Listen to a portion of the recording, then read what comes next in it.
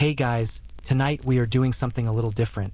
And by different, I mean genuinely, historically, uncomfortably dangerous. Tonight we are dropping you, yes you, directly onto a medieval battlefield. Not the romanticized kind you see in movies, where handsome knights exchange witty banter before clashing swords in a beautifully choreographed dance of CGI and slow-motion heroics. No. We are talking about the real thing, the mud, the noise, the smell, the sheer overwhelming chaos of actual medieval warfare. And before we even get to the swords and the screaming, I want you to picture this. It is somewhere between 3 and 4 in the morning, the air is cold enough to see your breath, and you have just been shaken awake by a rough hand on your shoulder and told, in a language you may or may not fully understand, that today is the day. Today you fight. You probably won't survive this. I say that not to be dramatic, well, maybe a little to be dramatic, but mostly because the statistics genuinely support it. Medieval combat was not a test of heroism. It was a test of endurance, luck, biological resilience, and your ability to not trip over your own feet while wearing 40 pounds of iron. So, before you get comfortable, take a moment to like the video and subscribe, but only if you genuinely enjoy what I do here. And while you are at it, drop a comment telling me where in the world you are watching from and what time it is there. I love knowing that someone in Oslo and someone in New Zealand are both drifting off to the same story at wildly different hours. Now, dim the lights, maybe turn on a fan for that soft background hum, and let's ease into tonight's journey together. So, it is pre-dawn on the morning of a medieval battle. Let us say, for the sake of vivid detail, that we are placing you somewhere in the 14th or 15th century, the high to late medieval period, when warfare had evolved from the relatively simpler chaos of early feudal skirmishes into something considerably more organized, considerably more lethal, and considerably more exhausting before the first blow was even struck. You are a soldier, not a great lord, not a celebrated knight with a personal herald and a flowing banner. You are a man-at-arms, or perhaps a more humble infantry soldier, a foot soldier in the truest sense, someone who owns a weapon and a marginal ability to use it and has been conscripted, hired, or otherwise compelled into service. And your morning begins in a way that would immediately redefine your understanding of the word unpleasant. The camp around you is already stirring. Medieval armies, and this is one of those mainstream historical facts that genuinely surprises people, were enormous logistical operations, sometimes housing tens of thousands of men in temporary encampments that sprawled across the landscape like sudden, miserable cities. The English army at Agincourt in 1415, for example, numbered somewhere around 6,000 to 9,000 men, and while that might sound modest compared to later conflicts, the sheer organizational weight of feeding, arming, and moving that many people through the French countryside was staggering. And right now, in the cold gray hour before sunrise, all of that logistical machinery is grinding into motion around you. The first thing you notice is the smell. This is not a subtle detail. It hits you immediately and thoroughly. Medieval army camps smelled extraordinary, and not in any good sense of that word. Thousands of men living in close quarters with horses, livestock, open latrine trenches, cook fires, rotting food, unwashed wool, and damp leather created an olfactory environment that modern people would find physically difficult to tolerate. The latrine trenches alone, shallow ditches dug at the camp's edge, used by hundreds of men with no privacy, no sanitation, and no particular concern for hygiene, would register today as a public health emergency. But here, in this time, it is simply Tuesday, or whatever day of the week it is. Nobody is entirely sure, because reliable timekeeping is not a universal luxury in a medieval army camp. You roll out of whatever you have been sleeping on, which is most likely the ground. Perhaps you have a bedroll, a rough wool blanket that has absorbed 3 days of rain and your own body heat in roughly equal measure. If you are relatively well-equipped, you might have a simple canvas tent, shared with 3 or 4 other men, which provided the dual benefit of keeping the rain off your face while concentrating the smell of everyone's boots into an enclosed space. If you are less fortunate, you slept under the open sky, which in Northern Europe in autumn or winter means you are waking up slightly damp, moderately cold, and deeply resentful of whoever decided this campaign needed to happen in October. Here is where the psychological component of your morning begins in earnest, and it is worth slowing down to appreciate just how relentlessly terrifying the pre-battle period was for ordinary soldiers. You knew, from the moment you woke up, that today might be the last day of your life. Not in the abstract, philosophical way that modern motivational posters remind you to live each day as if it were your last. In a very concrete, statistically plausible happening before lunch way. And there was very little in the medieval soldier's psychological toolkit to help him process that knowledge in a healthy manner. There was no counseling. There was no hotline. There was, however, religion, and it played an enormous role in the pre-battle ritual. Before most major medieval engagements, soldiers attended Mass. This was not optional, and it was not perfunctory. It was a genuine, deeply felt spiritual preparation for the very real possibility of imminent death. Priests and chaplains moved through the camp, hearing confession, offering absolution, administering last rites in advance to men who were statistically likely to need them. The Church had developed, over centuries, a fairly nuanced theological framework around the question of whether it was a sin to kill someone in battle, and the short answer was, it depends, but probably not if the war was declared just by the right authorities. This gave soldiers a degree of spiritual comfort, the sense that if they died today, they died in a state of grace, with their sins confessed and their souls as prepared as earthly ceremony could make them. But confession and Mass, however spiritually significant, did not eliminate the fear. Historians still argue whether the morale of medieval armies was primarily maintained through religious conviction, loyalty to a lord, financial incentive, or simple social pressure from the men standing on either side of you, and the honest answer is probably that it varied enormously depending on the individual, the army, and the specific circumstances of the campaign. What we can say with reasonable confidence is that fear was universal, and it was managed rather than eliminated. Men drank, often and sometimes heavily, before battle. Not to the point of incapacitation, usually, because fighting while truly drunk is even worse than fighting while sober and terrified, but enough to take the sharpest edge off the anxiety. Ale, wine, and various rougher spirits flowed through medieval camps in the hours before engagement with a kind of unofficial, tolerated necessity. While you are attending to your spiritual and alcoholic preparations, you also need to eat something. Medieval armies were supposed to have supply trains, wagons carrying food, equipment, and provisions that followed the army on campaign. In practice, these supply chains were chronically unreliable, frequently disrupted by weather, enemy action, or simple administrative incompetence, and soldiers spent a notable portion of their campaigns in a state of inadequate nutrition that ranged from not enough food to genuinely starving. On the morning of a battle, if you were lucky, you ate something, hard bread, perhaps, or pottage, a thick, gray, nutritionally unpredictable porridge made from whatever grains and legumes the camp cooks had available. If you were unlucky, you fought on an empty stomach, which added a charming layer of lightheadedness to the otherwise excellent experience of medieval combat. Now here is one of the genuinely quirky, slightly surreal details that I find fascinating about this period. Some soldiers, particularly those from certain regional traditions, carried personal talismans and charms into battle, small objects, sometimes religious in nature, sometimes distinctly less so. Archaeological excavations of medieval sites have turned up little wax figures, knotted cords, pieces of inscribed bone, and other objects that existed in the fuzzy theological border territory between sanctioned Christian practice and the older folk magic traditions that Christianity had never entirely managed to suppress in rural European populations. A soldier might go to confession at dawn, receive communion, and then tuck a small carved figure of uncertain spiritual provenance into his boot before marching out, covering his spiritual bases in both official and unofficial directions simultaneously. The Church frowned on this. The soldiers apparently decided the Church's opinion was less immediately relevant than the question of surviving the next 6 hours. By the time the sun begins to color the horizon, and you notice it because on a morning like this you notice everything with the hyperclarity of someone running on adrenaline and inadequate sleep, the camp is in full motion. Captains and sergeants are moving through the lines, organizing men into their designated units, issuing final instructions, checking that weapons are present and that their soldiers are at least approximately where they are supposed to be. This last task is harder than it sounds. Medieval armies struggled constantly with the problem of men simply wandering off. Desertion was endemic, and the morning of a battle, when the prospect of the day's work had become impossible to ignore, was a peak desertion risk moment.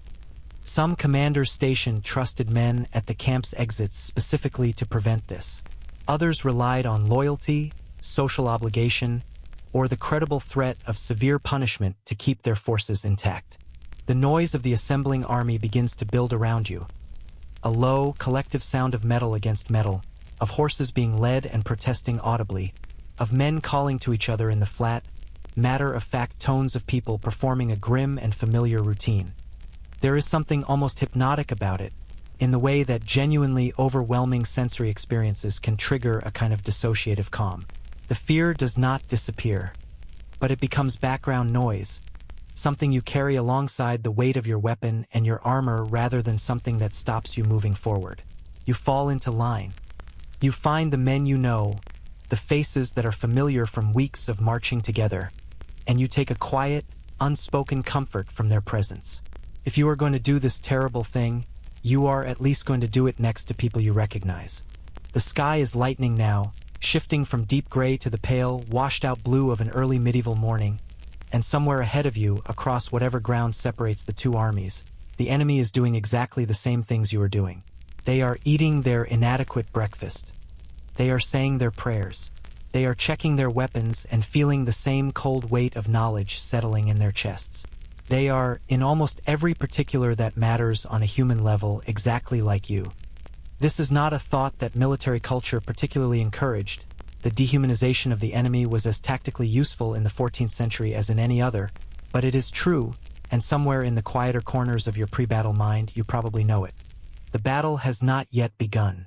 You have not yet lifted your weapon.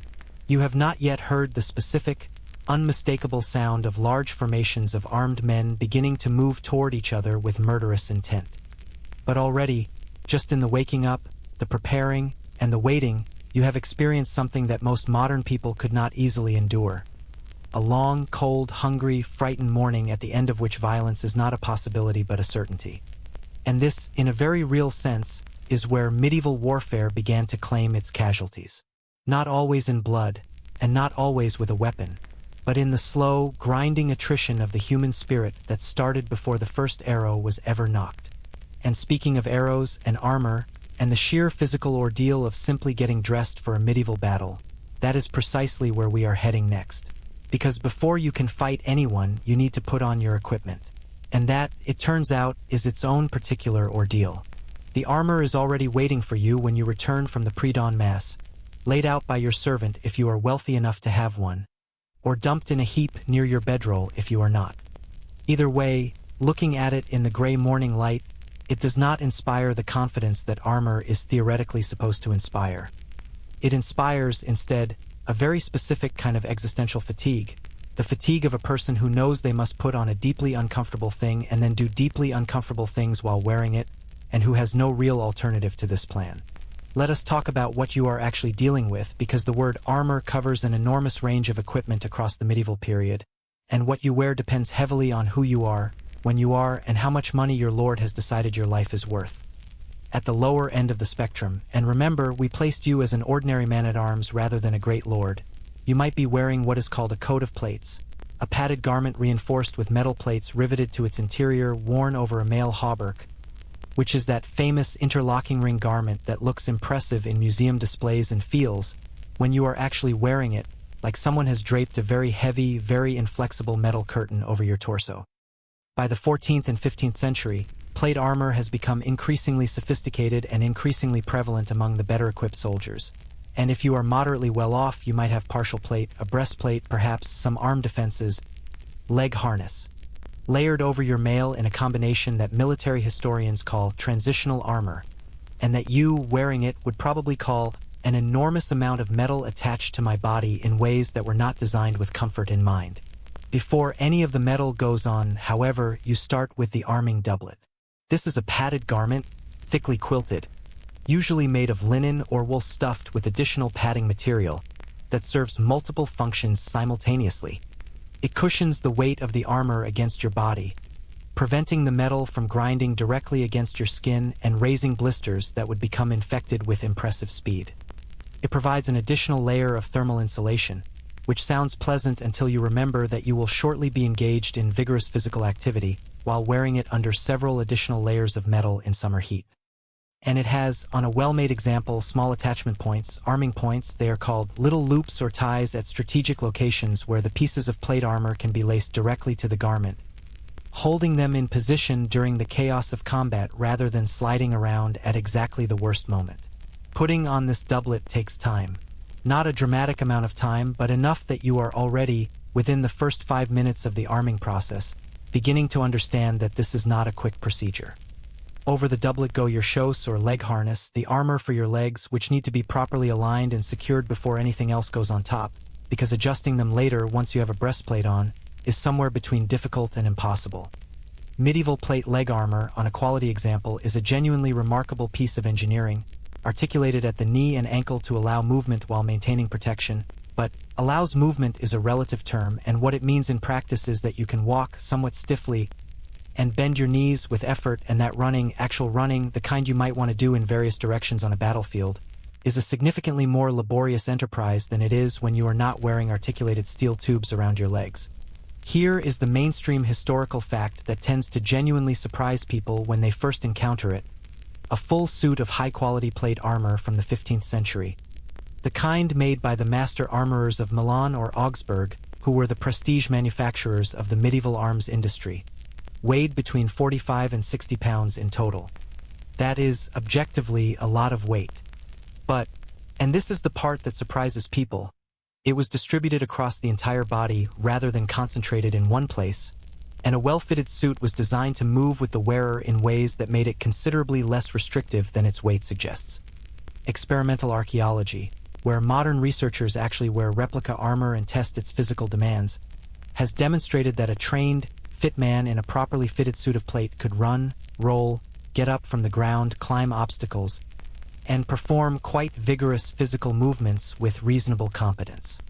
Knights were not the slow, clanking, immobile figures of popular imagination. However, and this however deserves considerable emphasis, you are not a trained, fit man in a properly fitted suit of plate. You are a man-at-arms of middling status in a medieval army, which means your armor is probably not custom-fitted to your body. It is probably a combination of inherited pieces, purchased second-hand equipment, and items that approximate your size without precisely matching it. The breastplate sits slightly too high on your chest, creating a pressure point just below your collarbones that you will stop noticing in approximately 45 minutes and then notice again very intensely approximately 4 hours later. The left pauldron, the shoulder defense, rotates in a way it should not, suggesting that whoever last repaired it was working with somewhat optimistic standards. The helmet fits, which is genuinely important, because a helmet that moves around on your head during combat transitions rapidly from protective equipment to a vision-obscuring hazard. The helmet deserves its own moment of attention, because it is simultaneously the most important piece of equipment you own and the most immediately miserable to wear. By the later medieval period, several helmet designs were in common use, and your specific example is likely something in the bassinet family. A close-fitting steel cap with a visor that can be raised or lowered, and an attached mail curtain called an aventail that drapes around the lower face and neck, providing protection for the areas the rigid steel does not cover. With the visor down, you can see through a narrow horizontal slit that gives you perhaps a 40-degree field of vision directly in front of you. Everything to either side is invisible. Everything above a certain angle is invisible. The man who is about to hit you from your left flank is invisible right up until the moment he is not invisible, which is a problem you can appreciate on a purely geometric level. With the visor up, your vision is much better, but your face is unprotected, which is its own category of problem.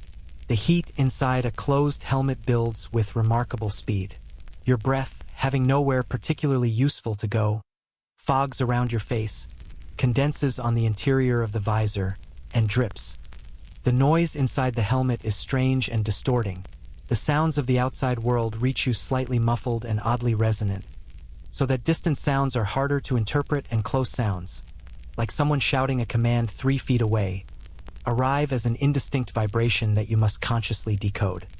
Communication in medieval battles was genuinely difficult, and a significant part of that difficulty was simply the acoustic effect of thousands of men wearing metal containers on their heads. Commanders used trumpets, drums, and standardized visual signals, banners, flags, to convey information across the battlefield precisely because verbal communication was so unreliable.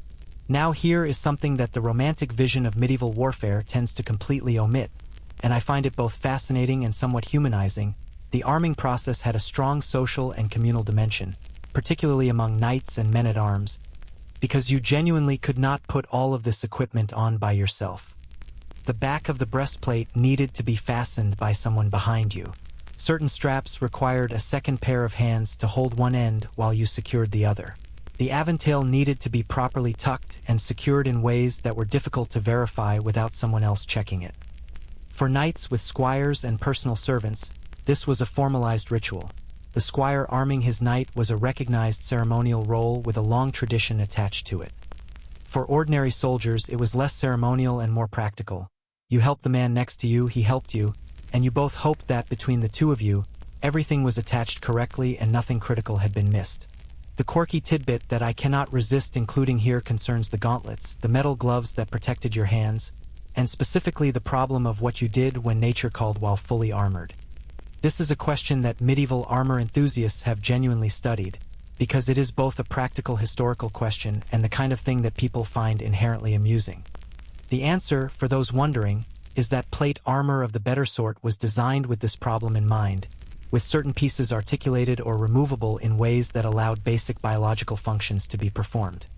The less well-designed examples, or the situations where time did not permit careful disarmament, involved solutions that we will describe as pragmatic and leave it there. The point is that medieval soldiers were human beings dealing with human problems inside their impressive metal suits, and the gap between the gleaming armor of tapestry illustrations and the lived reality of wearing it was significant. By the time you are fully armed, the weight settles across your body in a way that is not immediately unbearable, but that with the instinctive physical intelligence of a body that has done this before, will compound over hours in ways you would prefer not to contemplate. Your shoulders carry the brunt of it. The pauldrons and the weight of the breastplate and backplate together create a constant downward pressure that will have your trapezius muscles in quiet agony before the morning is half done. Your feet, inside their metal sabatons and the leather boots beneath, feel the uneven ground with every step in ways that the armor transmits rather than absorbs, so that walking across the churned, uneven terrain of a pre-battle camp has a particular quality of physical negotiation that flat, paved surfaces do not prepare you for. And then there is the heat. The temperature question is one that military historians and experimental archaeologists have given considerable attention, because it was genuinely one of the most serious physiological challenges facing armored soldiers. Metal conducts heat efficiently, and in summer conditions, or even in the moderate warmth of a spring or early autumn day, once you have been walking in full armor for an hour or two, the interior of a suit of plate becomes remarkably, dangerously warm. Soldiers sweated heavily inside their armor, losing fluid at rates that, without adequate replacement, led to dehydration with measurable speed. The arming doublet that cushioned and protected you also trapped heat against your body with impressive thoroughness. Historians still argue whether heat exhaustion during and after medieval battles was as significant a cause of casualties as combat itself, particularly in the great summer engagements of the crusading era, where the combination of full armor and Middle Eastern temperatures created conditions that read, from a modern medical perspective, as genuinely catastrophic. In cooler conditions, a northern European November, say, or the cold gray mornings of an autumn campaign, the calculus reversed. Now the metal conducted cold against you rather than heat, and the padding of the arming doublet was your primary defense against a chill that could, over a long enough wait in exposed conditions, produce the early symptoms of hypothermia before you ever reached the enemy. Medieval soldiers waiting in formation for a battle to begin, sometimes for hours as the two sides completed their preparations, said their prayers and arranged their units, stood in their metal suits in whatever weather the season provided, and they stood there until someone gave the order to move. Historians still argue whether the physical demands of simply wearing and operating in medieval armor constituted a form of selection pressure that made medieval combat self-selecting for a certain kind of physical resilience. The men who trained from youth to wear armor developing adaptations in posture, muscle development, and cardiovascular conditioning that ordinary men lacked. The skeletal remains of medieval knights, examined by physical anthropologists, do show distinctive patterns of muscle attachment and bone remodeling consistent with years of training in heavy equipment.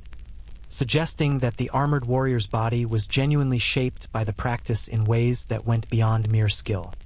You, arriving on this battlefield without decades of that specific conditioning, are already at a disadvantage that no amount of morning prayer or pre-battle ale has entirely compensated for. Your sword hangs at your left hip, its familiar weight a small comfort against the larger weight of everything else. Your secondary weapon, a short, heavy dagger called a rondelle, with a stiff blade designed not for slashing but for finding gaps in exactly the kind of armor you are currently wearing, is on your right. You have a polearm, too, carried in your hand, a long-hafted weapon whose reach will give you options that a sword alone cannot. Your shield, if you have one, is on your left arm, its straps already beginning to dig into your forearm above the gauntlet. You are, in the technical sense, ready. You are also sweating lightly, uncomfortable in 6 different specific ways that you are already mentally cataloging and trying to ignore, and you have not yet done anything except stand up and get dressed. The enemy is, at this moment, a formation of colored shapes at the far end of a field. The distance between you and them will close. It always closes, and when it does, the question of whether your armor fits quite right is going to become considerably less academic. The field stretches out before you in the early morning light, and the first thing you notice, now that you are fully armed and standing in something approximating your assigned position, is that there are an enormous number of people around you. Not in the comfortable, anonymous way of a crowd at a modern event, where everyone is facing the same direction and nobody is particularly required to do anything specific. In the way of people who are all carrying weapons and all moving, slowly but with increasing purpose, into a configuration that someone somewhere has decided represents the optimal arrangement for organized violence. Welcome to the medieval battle formation.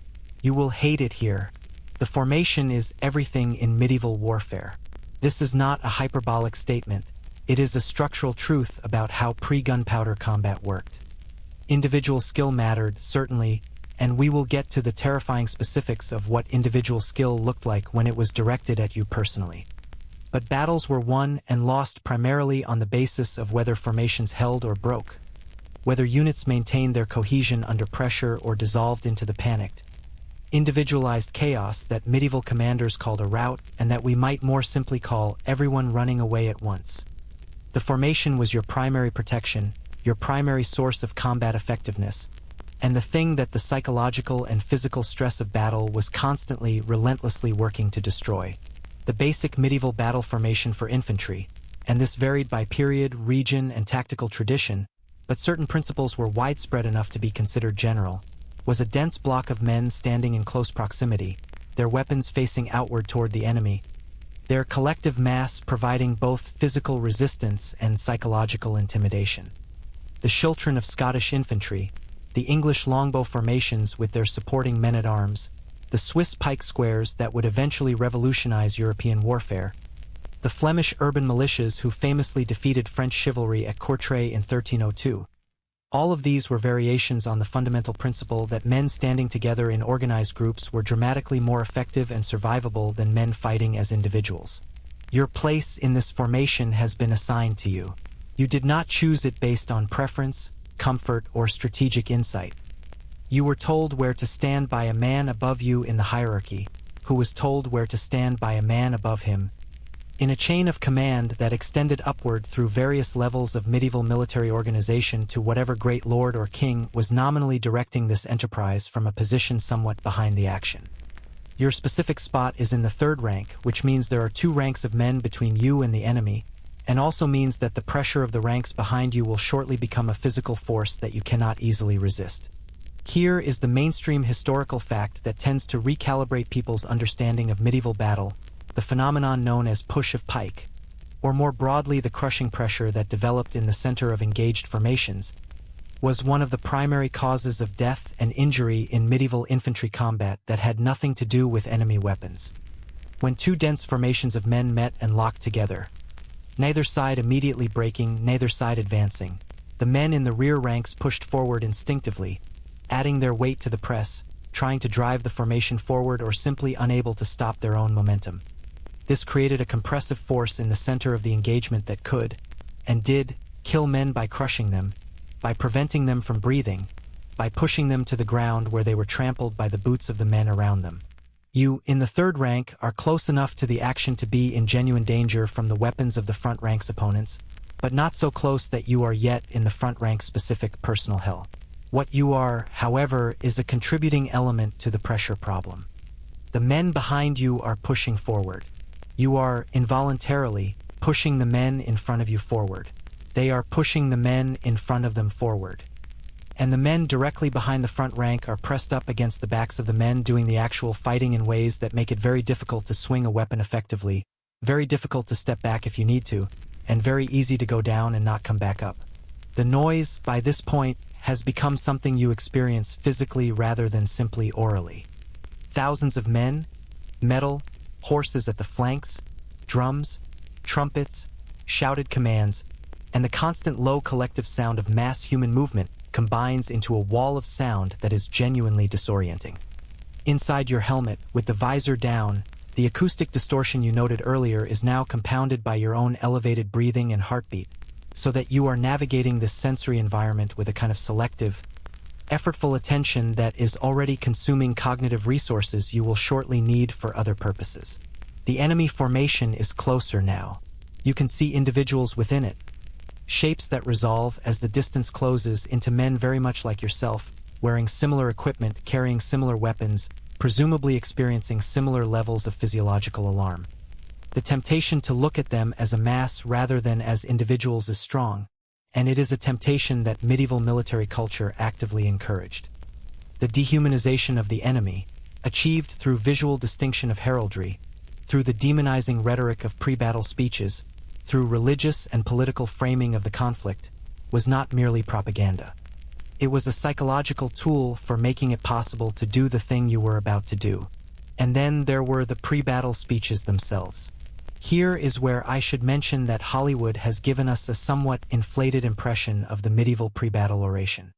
The image of a charismatic commander riding along the line, delivering soaring rhetoric that transforms terrified men into inspired warriors, is based on real practice but compresses and glamorizes something that was considerably more variable in its actual execution. Some commanders were genuinely gifted speakers who could move their men with words. Many were not.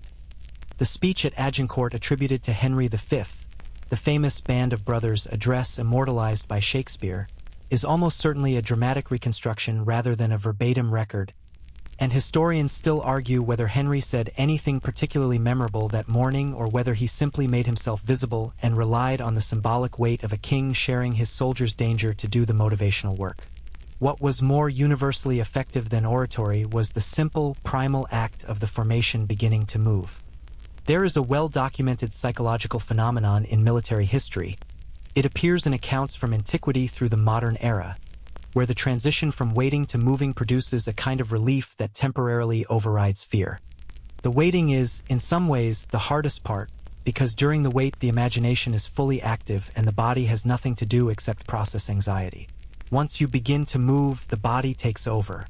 You are walking. You are keeping pace with the men on either side of you. You are maintaining your position in the formation with the trained, semi-automatic attention of someone who has rehearsed this. You are, in a functional sense, too busy to be as afraid as you were 30 seconds ago.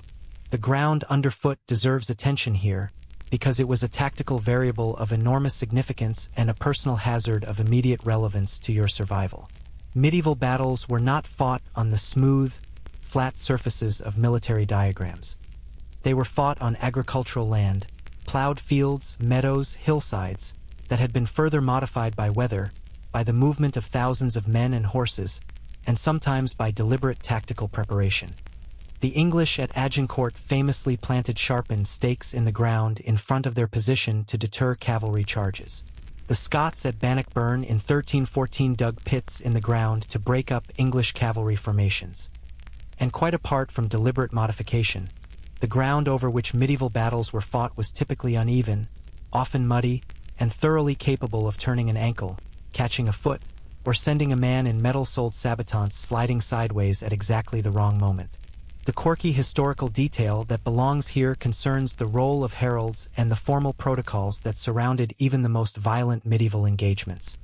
Medieval warfare, particularly among the knightly class, operated within a framework of chivalric convention that had genuine practical force alongside its ceremonial dimension.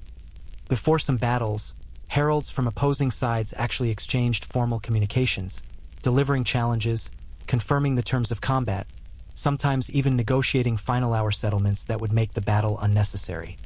There are recorded cases of heralds walking calmly between two armies that were actively preparing to destroy each other, delivering messages with elaborate courtesy, and returning safely because the protection of heralds was a convention both sides generally respected.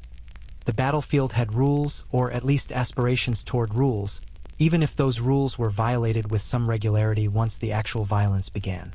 As the formations close and the distance between you and the enemy shrinks from hundreds of yards to dozens, the sensory experience intensifies in ways that no amount of prior preparation entirely anticipates. The smell changes. The sweat and metal and leather smell of your own formation is now joined by the corresponding smell of theirs, and underneath both, the particular quality of disturbed earth and trampled grass that attends the movement of thousands of feet. The visual field narrows as your visor focuses your attention into that limited forward arc. The men on your immediate left and right become, in a very real psychological sense, your entire social world. Their presence, their continued movement, their continued upright posture, is the primary data point telling you that the situation is still manageable, that the formation is still intact, that you have not yet reached the moment of dissolution. Maintaining your position in the formation requires a specific kind of physical discipline that is harder than it sounds. The natural human response to approaching danger is to slow down, to create distance, to find some way of not being in the path of the thing coming toward you. Medieval formation training, and training is perhaps too generous a word for the preparation that ordinary infantry received, which was typically far less systematic than the training of knightly cavalry, was essentially the practice of overriding this response. You kept pace. You maintained your interval. You did not surge forward ahead of your rank, because a soldier who broke out of the formation became immediately isolated and immediately vulnerable in ways that the formation protected against. And you did not slow down or step back, because the men behind you would simply walk into you, and the formation would develop a kink at your position that could cascade outward in unpredictable ways. Historians still argue whether the discipline of medieval infantry formations was primarily a product of training, social pressure, or the simpler calculus that breaking formation was, statistically, more dangerous than maintaining it. The Swiss pike squares of the 15th century, whose tactical effectiveness was legendary, reportedly enforced formation discipline with the threat of immediate execution for men who broke ranks, a remarkably concentrated version of the general medieval principle that the penalties for military misconduct were swift, visible, and not particularly concerned with procedural fairness. Whether most medieval armies had either the organization to enforce such discipline or the need to is debated, but the basic truth remained. The formation was your survival mechanism, and the instinct to abandon it, however natural, was the instinct most likely to get you killed. The enemy formation is very close now. You can hear them, individual voices within the mass, the clatter of their equipment, the specific percussion of their movement. Your own heartbeat is loud in your ears. Your grip on your polearm is tighter than it needs to be, the knuckles inside your gauntlet pressing against the metal with an urgency that is not entirely rational but entirely understandable. The men beside you are close enough to touch.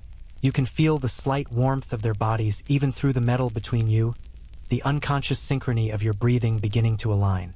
And then the two formations meet. Not with the clean, dramatic clash of film battles, but with a ragged, grinding, deeply unpleasant collision of mass and momentum that produces a sound unlike anything you have previously encountered. A simultaneous crash of metal and flesh and voices that rolls over the field and settles into the continuous, terrible din of close engagement. The push from behind intensifies immediately. The men in front of you are suddenly very close, very loud, and very occupied with staying alive. You can no longer see the enemy as a formation. You can see the immediate space in front of you, the weapons moving in it, and the faces occasionally visible through raised visors or open helmets of men who are trying to hurt you. This is the formation problem at its most personal and most immediate. You are in it now, and the weapons, which we have not yet properly discussed, are already moving. The weapons are moving, and the first thing you need to understand about medieval weapons, The thing that all the museum displays and fantasy illustrations have quietly edited out of your understanding is that they were not designed to be elegant. They were designed to work. And work, in this context, means defeating the specific protective technology that the enemy was wearing, which by the high medieval period meant finding ways to damage, penetrate, or simply overwhelm a human body that was encased in increasingly sophisticated metal protection. The medieval arms industry was, at its core, an engineering competition between offense and defense, and the weapons that resulted from that competition were varied, specialized, and in several cases genuinely horrifying in their mechanical ingenuity. Start with the sword because you have one and because it is the weapon most thoroughly colonized by Romantic mythology. The medieval sword was a real and effective weapon, and skilled swordsmanship was a genuine martial art with a sophisticated technical tradition. We actually have surviving medieval fighting manuals, called Fechtbücher in the German tradition, that describe in careful detail the techniques of armored and unarmored combat with swords, and they are remarkable documents that reveal a fighting system of considerable complexity and intelligence. But the sword, particularly against armored opponents, had significant limitations that the medieval period recognized clearly and addressed with characteristic practicality. Against an armored man, a sword's cutting edge was largely ineffective. You could swing a sword at a man in plate armor all day and produce nothing more than dents and noise, which is why medieval fighting manuals describe a technique called half-swording. Gripping the blade of your own sword with your gauntlet hand and using the weapon essentially as a short staff, thrusting the point into the gaps in the enemy's armor at close range with controlled, directed force. This technique, which looks profoundly counterintuitive to modern eyes, was the practical, rational response to the tactical problem of fighting an armored opponent with a sword. The romantic image of a knight swinging his sword in great sweeping arcs was real. It was appropriate against unarmored or lightly armored opponents. Against a man in full plate, you held your own blade and used your sword as a lever. The mainstream historical fact that deserves emphasis here concerns the longsword specifically. The two-handed longsword of the later medieval period, a weapon roughly 4 feet in total length, with a hand-and-a-half grip that could be used with 1 or 2 hands, was considerably lighter than popular imagination suggests, typically weighing between 2 and 4 pounds. A weapon that weighed 3 pounds, wielded by a trained fighter with proper technique, could generate tremendous cutting force and was fast enough that the romantic image of slow, strength-based medieval swordplay is almost entirely wrong. Skilled swordsmen fought with speed and precision, and the physical demands of swordsmanship rewarded agility and technique over raw strength in ways that the popular image of the slow, bludgeoning knight does not capture. But you are not primarily a swordsman in this moment. You are holding a polearm, and this is the weapon that genuinely defined medieval infantry combat in ways that the sword, for all its cultural significance, did not. Polearms, weapons consisting of a cutting, piercing, or bludgeoning head mounted on a long wooden shaft, were the dominant infantry weapons of the medieval period for very practical reasons. They were cheaper to produce than swords. They required less individual skill to use effectively than swords. And they gave an infantryman the ability to threaten cavalry, which swords largely did not, because the reach of a long polearm extended past the reach of a horse's body to the vulnerable legs and belly of the animal and the vulnerable person sitting on top of it. The variety of polearms in medieval use was extraordinary, and each represented a slightly different answer to the engineering problem of defeating armored opponents efficiently.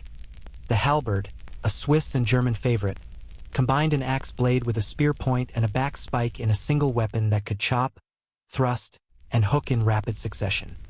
The bill, common in English armies, was a development of an agricultural tool, the hedging bill, into a military weapon, which tells you something interesting about the practical economics of medieval army equipment. The glaive, the vowelge, the guisarme, the ranseur, the nomenclature of medieval polearms is both extensive and somewhat contested, with historians regularly disagreeing about which term applied to which specific weapon configuration, a debate that is considerably more heated in academic circles than its stakes might suggest to outside observers. The weapon you are holding, let us say, is a poleaxe, a polearm of roughly 5 to 6 feet in length with an axe head, a back hammer face, and a top spike, mounted on a hardened wooden shaft reinforced with metal strips called languets that prevented an opponent from simply chopping through the haft. The poleaxe was the prestige polearm of the armored man-at-arms, the weapon of choice for judicial combats and formal engagements between armored opponents, and the subject of dedicated fighting manuals that described its techniques with the same systematic thoroughness as swordsmanship. It was designed specifically to defeat plate armor. The hammer face could deliver concussive blows through the armor to the body beneath, the axe face could find purchase on edges and joints, and the spike could be driven into gaps with directed force. Against an armored man, it was considerably more immediately effective than a sword. Against you, coming from the enemy's direction, there are several of these weapons moving simultaneously, and the problem of managing multiple simultaneous threats with your limited visor-restricted vision is something that practice helps with and that no amount of practice entirely solves. You are working in a space of perhaps 4 feet in any direction, the space your formation allows you, and within that space you are simultaneously trying to attack the man or men in front of you, defend against their attacks, maintain your footing on ground that is rapidly becoming worse, and not hit the men on either side of you with your own weapon, which in the press of a medieval engagement is a genuine and recurring hazard. Friendly fire, the accidental injuring of your own side's soldiers, was a real phenomenon in medieval combat, and in the dense press of a formation engagement it was almost inevitable at some level. The long haft of a polearm, swung in constrained space, was as likely to connect with a friendly helmet as an enemy one. The backswing of an axe blow had to be controlled precisely to avoid the man standing at your shoulder. This is one of the reasons that formation training emphasized not just individual weapon skill but the coordination of movements within the group, the timing of attacks, the management of the collective weapon space that the formation occupied. In practice, particularly among less trained infantry, this coordination was approximate at best. Now here is where the projectile weapons enter your experience, and they enter it from a direction and at a speed that makes the polearm problem seem almost leisurely by comparison. The medieval battlefield was not only a space of close-quarters melee combat. It was, often simultaneously, a space through which arrows, crossbow bolts, and various thrown projectiles were traveling at velocities sufficient to penetrate metal, and the management of these threats while simultaneously managing the threats directly in front of you was one of the fundamental tactical and personal challenges of medieval combat. The English longbow is perhaps the most famous projectile weapon of the medieval period, and its fame is thoroughly earned.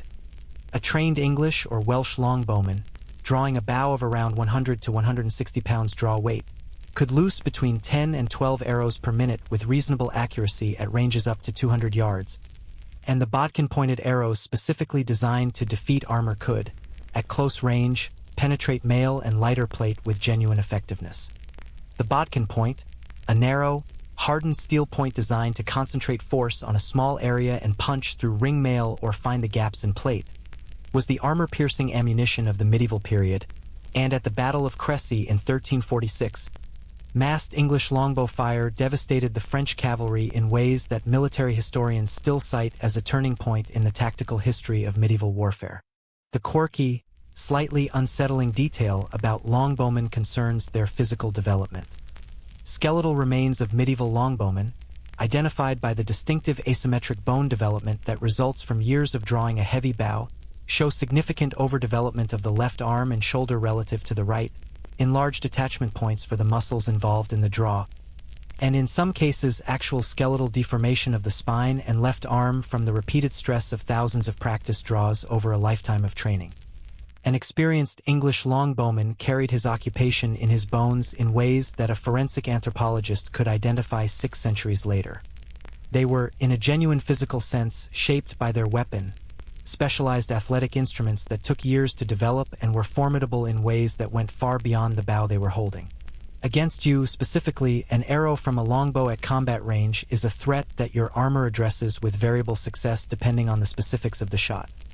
A bodkin point hitting the face of your breastplate at a shallow angle is likely to deflect. The angled surfaces of good plate armor were designed precisely to encourage this. A bodkin point hitting the mail of your aventail, or finding the gap between your breastplate and your backplate at the armpit, or striking the articulated joints of your leg harness, is a substantially more serious proposition.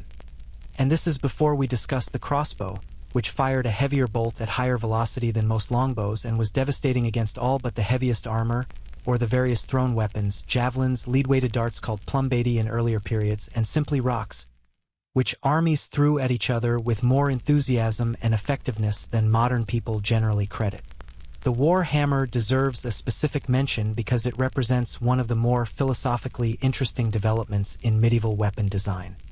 As plate armor improved through the 14th and 15th centuries, cutting weapons became progressively less effective against the best armored opponents, because a cutting weapon needed to penetrate the surface of the armor to do damage, and good plate was very resistant to surface penetration.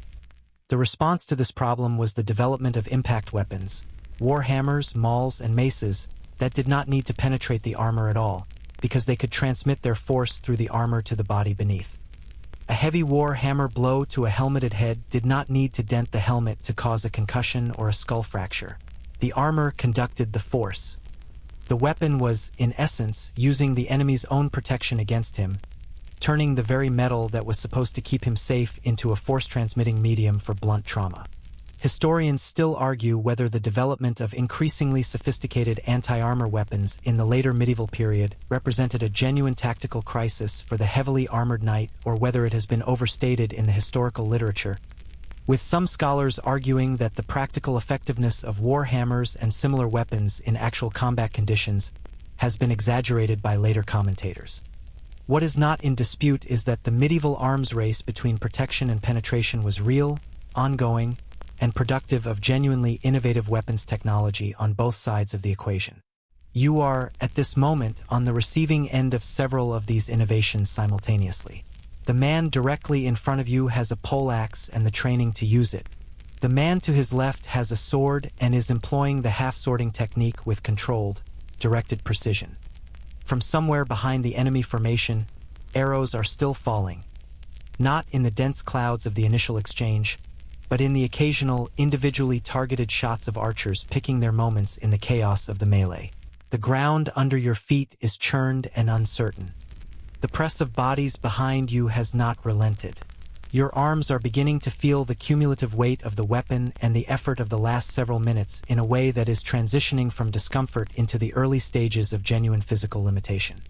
And somewhere out there, beyond the immediate chaos of the infantry engagement, there is a sound that you have been hearing at the edge of your awareness for the last several minutes and that your body has been registering with a primal, instinctive alarm that cuts through the noise and the focus of close combat with startling clarity.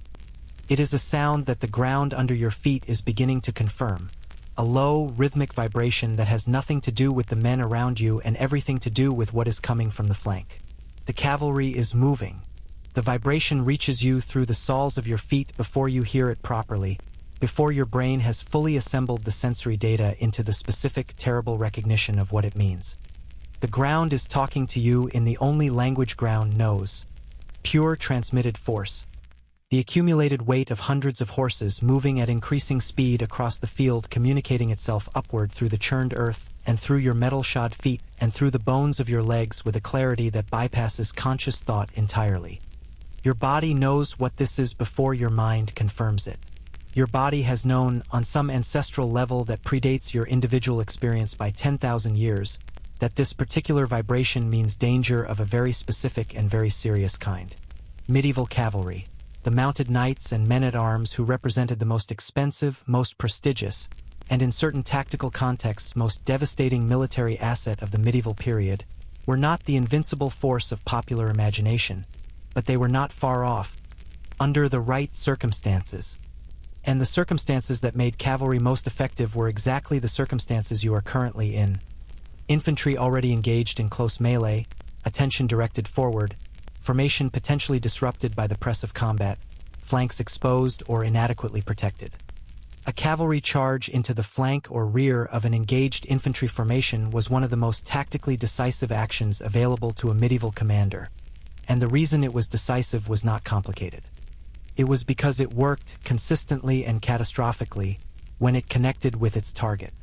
The horse itself deserves your attention before the rider, because the horse was not a passive vehicle but an active participant in medieval combat in ways that significantly multiplied the danger it represented.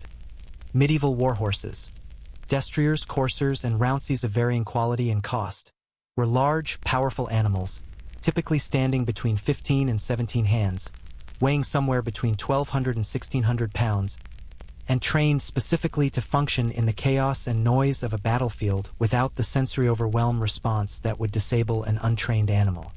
They were trained to bite, to kick, to push through obstacles, and to continue moving forward under conditions that their instincts would otherwise counsel strongly against. They wore their own armor, chanfrons protecting the head, patrols covering the chest, sometimes full barding that protected the body in ways that made them, horse and rider combined, a moving fortification of considerable mass. The physics of a cavalry charge are worth pausing on, because they explain in purely mechanical terms why infantry formation discipline in the face of cavalry was so difficult to maintain and why its failure was so catastrophic when it occurred. A horse weighing 1,400 pounds moving at a canter covers ground at roughly 12 miles per hour. At a full gallop, that speed increases to perhaps 25 to 30 miles per hour. The kinetic energy of that mass at that speed, and there are not one but hundreds of such masses moving in coordinated formation, is a number that translates, in human terms, to an impact force that no individual person can meaningfully resist. A knight on horseback, lance couched under his arm, hitting a stationary infantryman, delivered a collision that the infantryman did not survive in any configuration that involved remaining upright and functional. The lance, in this context, was not primarily a weapon in the sword and dagger sense. It was a force delivery mechanism, a rigid extension of the horse's momentum converted into a concentrated point of impact. A couched lance, braced against the body and supported by the combined mass of horse and rider, could penetrate armor that would resist sword thrusts, could knock armored men from their feet with the transferred momentum of the charge, and could in a single pass through a disrupted formation produce casualties and psychological damage far out of proportion to the number of knights involved. The first pass of a successful cavalry charge was often the decisive moment, not because every man in the formation was individually struck, but because the impact, the noise, the sudden violent disruption of the formation's integrity, and the very visible fate of the men who were struck produced the psychological collapse that turned a formation into a rout. Historians still argue whether the primary function of the medieval cavalry charge was physical destruction or psychological disruption, with some scholars arguing that the actual casualty-producing effectiveness of lance charges against prepared infantry has been overstated and that the real mechanism of cavalry success was the terror it induced rather than the bodies it produced. The evidence from specific battles cuts both ways. There are engagements where prepared infantry formations, equipped with long spears or pikes and maintaining their discipline, stopped cavalry charges decisively, and there are engagements where cavalry broke infantry formations that should theoretically have been able to resist them. The difference, most analysis suggests, was in that word discipline, the ability of the infantry to hold their position, maintain their formation, keep their spear points forward, and not run, in the face of something that every biological instinct they possessed was telling them to run from. You are not, at this moment, in a pike square. You are in an infantry formation that has been engaged in close melee for several minutes, whose cohesion has been tested and partially compromised by the press and chaos of that engagement, and whose flank, your flank, the side from which the vibration is coming, is inadequately screened. This is the tactical situation that cavalry commanders spent their careers looking for, the vulnerability that made the difference between a charge that broke on prepared defenses and a charge that went through a formation like a stone through wet paper.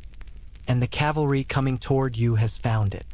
The sound has changed now, elevated from vibration to a genuine auditory presence that cuts through the din of the melee, the specific, unmistakable thunder of massed hooves at speed, underneath which you can hear, or perhaps feel rather than hear, the collective weight of the animals and their riders as a pressure in the air itself.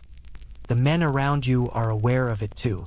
You can see it in the sudden quality of attention that moves through the formation like a wave, heads turning, eyes going to the flank, the continuous automatic engagement with the enemy directly in front briefly interrupted by a more ancient alarm. What happens next depends on everything, on the quality of the commanders on your side, on whether there are reserves positioned to meet the charge, on whether the cavalry can actually reach your flank or whether terrain or friendly forces intervene, on whether your formation holds or fractures at the critical moment. In the best case, a countercharge of your own cavalry meets them before they reach the infantry. In a moderately good case, your flank is anchored on terrain, a wood, a river, a slope that prevents the charge from developing fully. In the worst case, which is not an unusual case, the charge hits your flank while you are still engaged frontally, and what happens then is the medieval battle's most complete expression of catastrophic failure. The immediate effect on the formation is not, as you might imagine, primarily one of individual soldiers being struck by horses. Most men in the formation, even in the path of a charge, are not directly hit by horse and rider. The primary effect is displacement and disruption. Men pushed, knocked, stumbled into by the men next to them who are stumbling away from the leading edge of the charge, the formation's internal geometry suddenly and violently rearranged in ways that break the mutual support that made it functional. A man who was protected by the men on either side of him is suddenly exposed when those men have been displaced. A man who could hold his polearm forward effectively when he had stable footing and clear space is suddenly falling over the man in front of him who has gone down, his weapon pointing in a direction that is no longer useful, in a space that no longer resembles the organized geometry it was 10 seconds ago. The horses themselves, in the chaos of a successful penetration, were dangerous in ways that went beyond the initial impact. A warhorse trained to fight did not stop moving once the lance was spent. The rider drew a sword or a mace and continued fighting from the saddle, the horse's mass and height providing a devastating positional advantage over infantry on foot. A mounted man-at-arms fighting against infantry who had lost their formation was, in practical terms, operating at an entirely different level of the engagement. Able to see over the heads of the men around him, able to cover ground quickly, able to strike downward with gravity assisting the blow, and able to use the horse itself as a weapon by pushing it into groups of men and letting its weight and movement do the work. The quirky historical detail that belongs here concerns the specific, practical problem of what happened to unhorsed knights in a melee. Men who had been thrown from or whose horse had been killed under them. Falling from a horse in full armor onto churned ground, in the middle of a battle, was an experience with a very high probability of immediate serious injury quite apart from anything the enemy did. The impact of a man in 50 or 60 pounds of metal hitting the ground from the height of a horse at speed was substantial, and the combination of impact injury, disorientation, and the subsequent difficulty of getting back up quickly in full armor created a vulnerability window that enemy infantry were very specifically trained to exploit. Fighting manuals describe techniques for finishing a fallen armored opponent. Getting the rondelle dagger into the visor gap, working the point under the edge of the helmet, finding the gorget joint at the throat, that were the practical, unheroic realities of close medieval combat at its most lethal.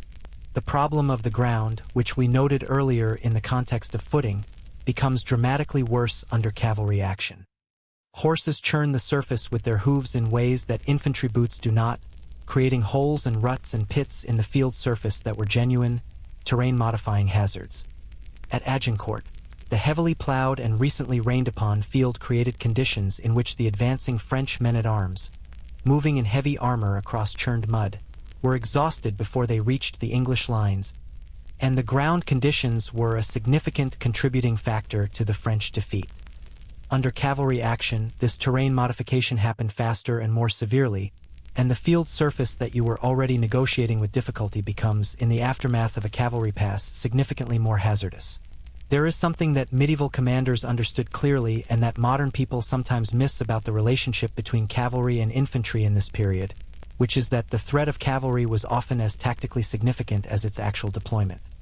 A cavalry force held in reserve, visible to the enemy infantry, shaped the behavior of that infantry in ways that the cavalry did not need to charge to achieve.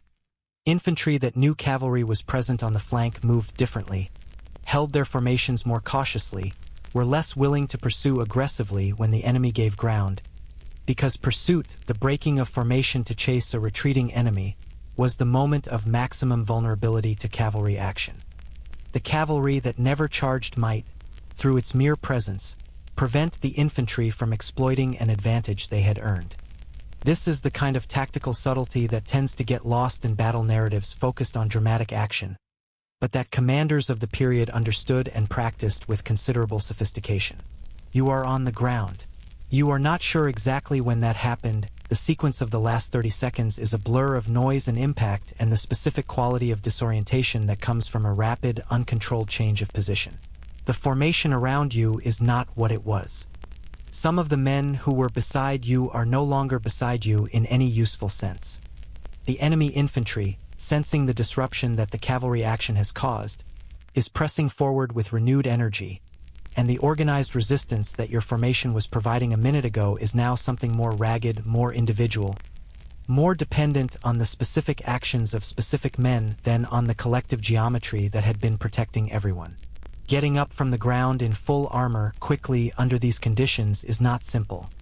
It requires a specific technique, rolling to the side, getting a knee under you, using your weapon as a brace, that you know from training but that training did not make easy, and that the current conditions of churned mud surrounding bodies and incoming threats are making considerably harder. The man closest to you, a familiar face from the camp, someone you have marched beside for 3 weeks, reaches down and grabs your arm, and for a moment the two of you are working together with the wordless efficiency of people in a situation where cooperation is simply the obvious thing. He pulls. You push. You are upright. The cavalry has passed through and is reforming. The flank is still exposed. The ground is worse.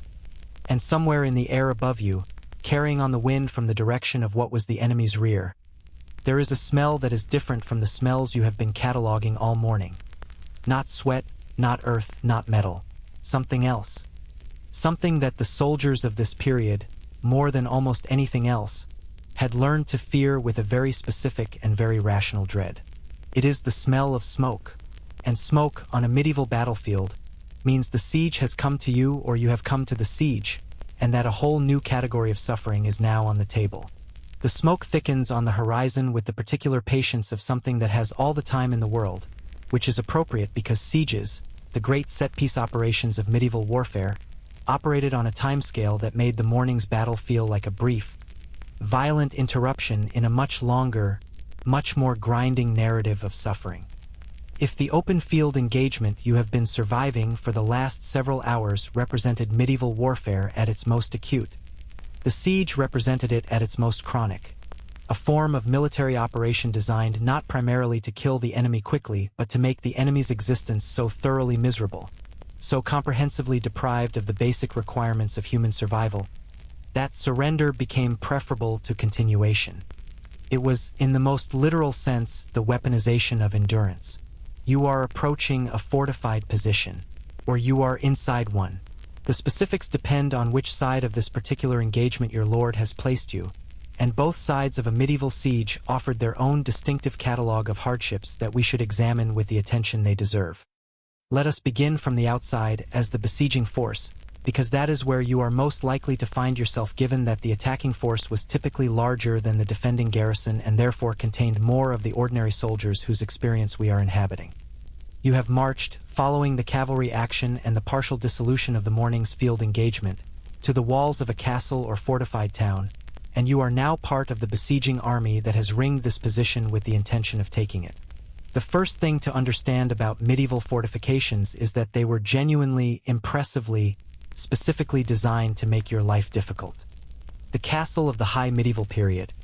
The stone keep surrounded by curtain walls, flanked by towers, protected by a moat or ditch, with a gatehouse designed to be a killing ground for anyone who attempted a direct assault on the entrance, was not an aesthetic statement or a symbol of power, although it was both of those things too. It was a functional military instrument that incorporated centuries of accumulated knowledge about how to stop people from getting in. The walls were thick. Castle walls of the 12th and 13th centuries were commonly 8 to 15 feet thick at the base, enough to absorb significant impact from siege weapons without catastrophic structural failure. The towers were positioned to allow defenders to fire along the face of the walls, eliminating the blind spots that flat walls created. The battlements, the crenellations that give castle walls their distinctive silhouette, were not decorative.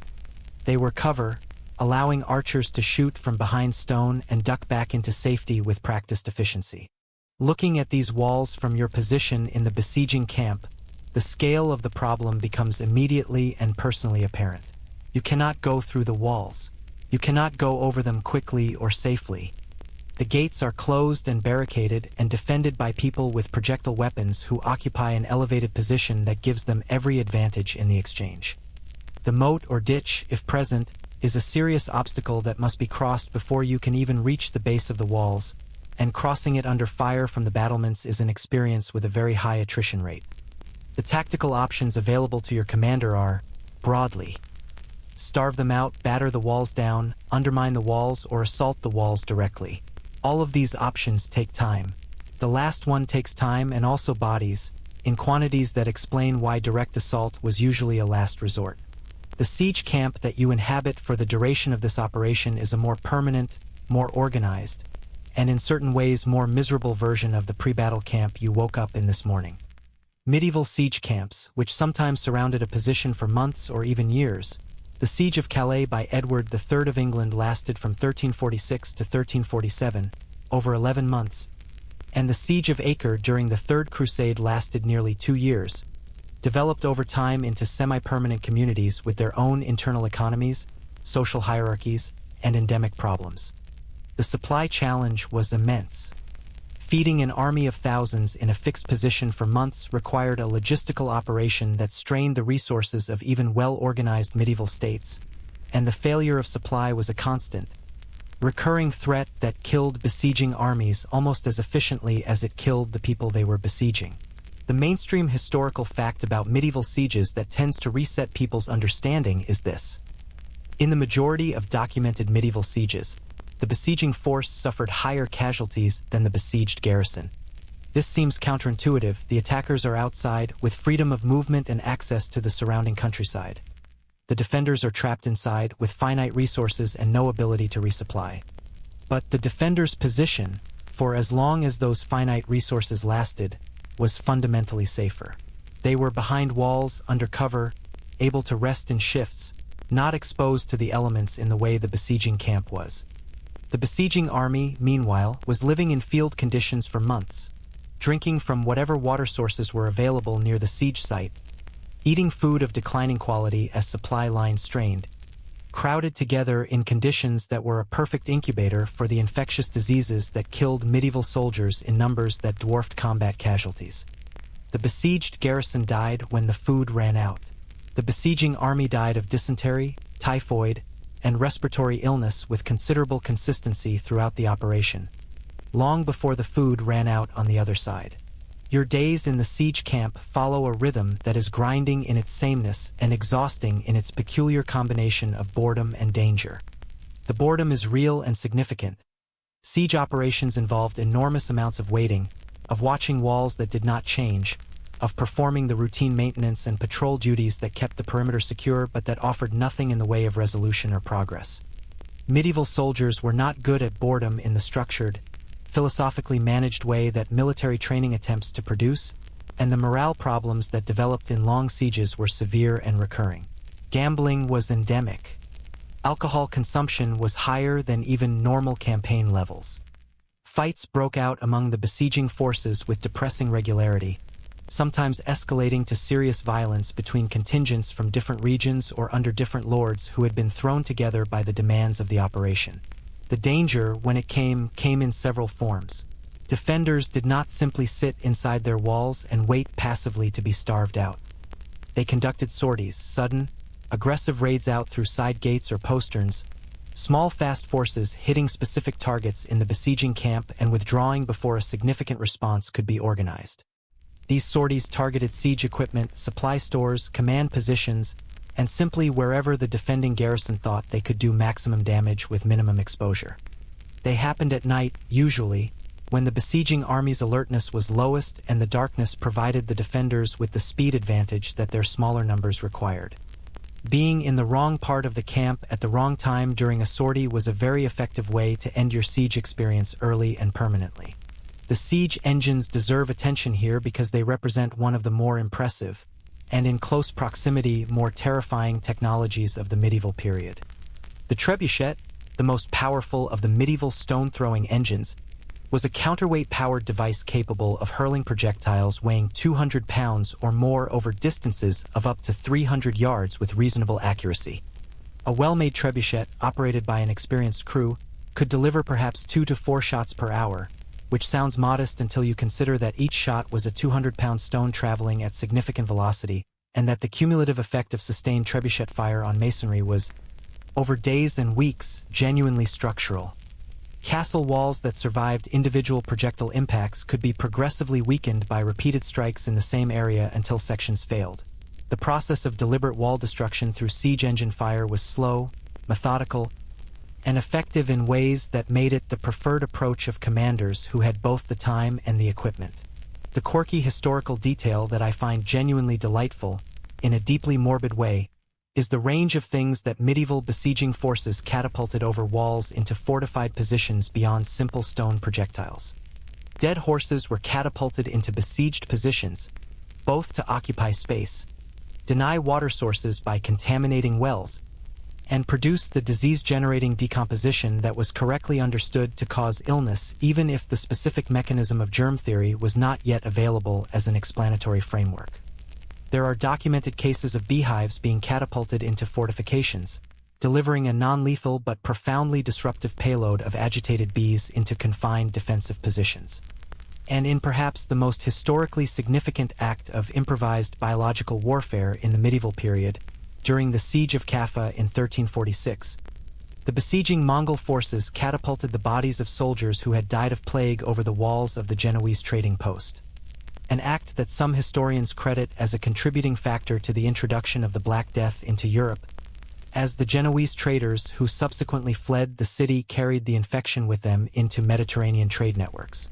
Historians still argue about the extent to which medieval commanders understood the disease-causing properties of what they were catapulting and whether the use of diseased bodies as projectiles represented a deliberate biological warfare strategy or simply the pragmatic disposal of material that was causing problems in the besieging camp.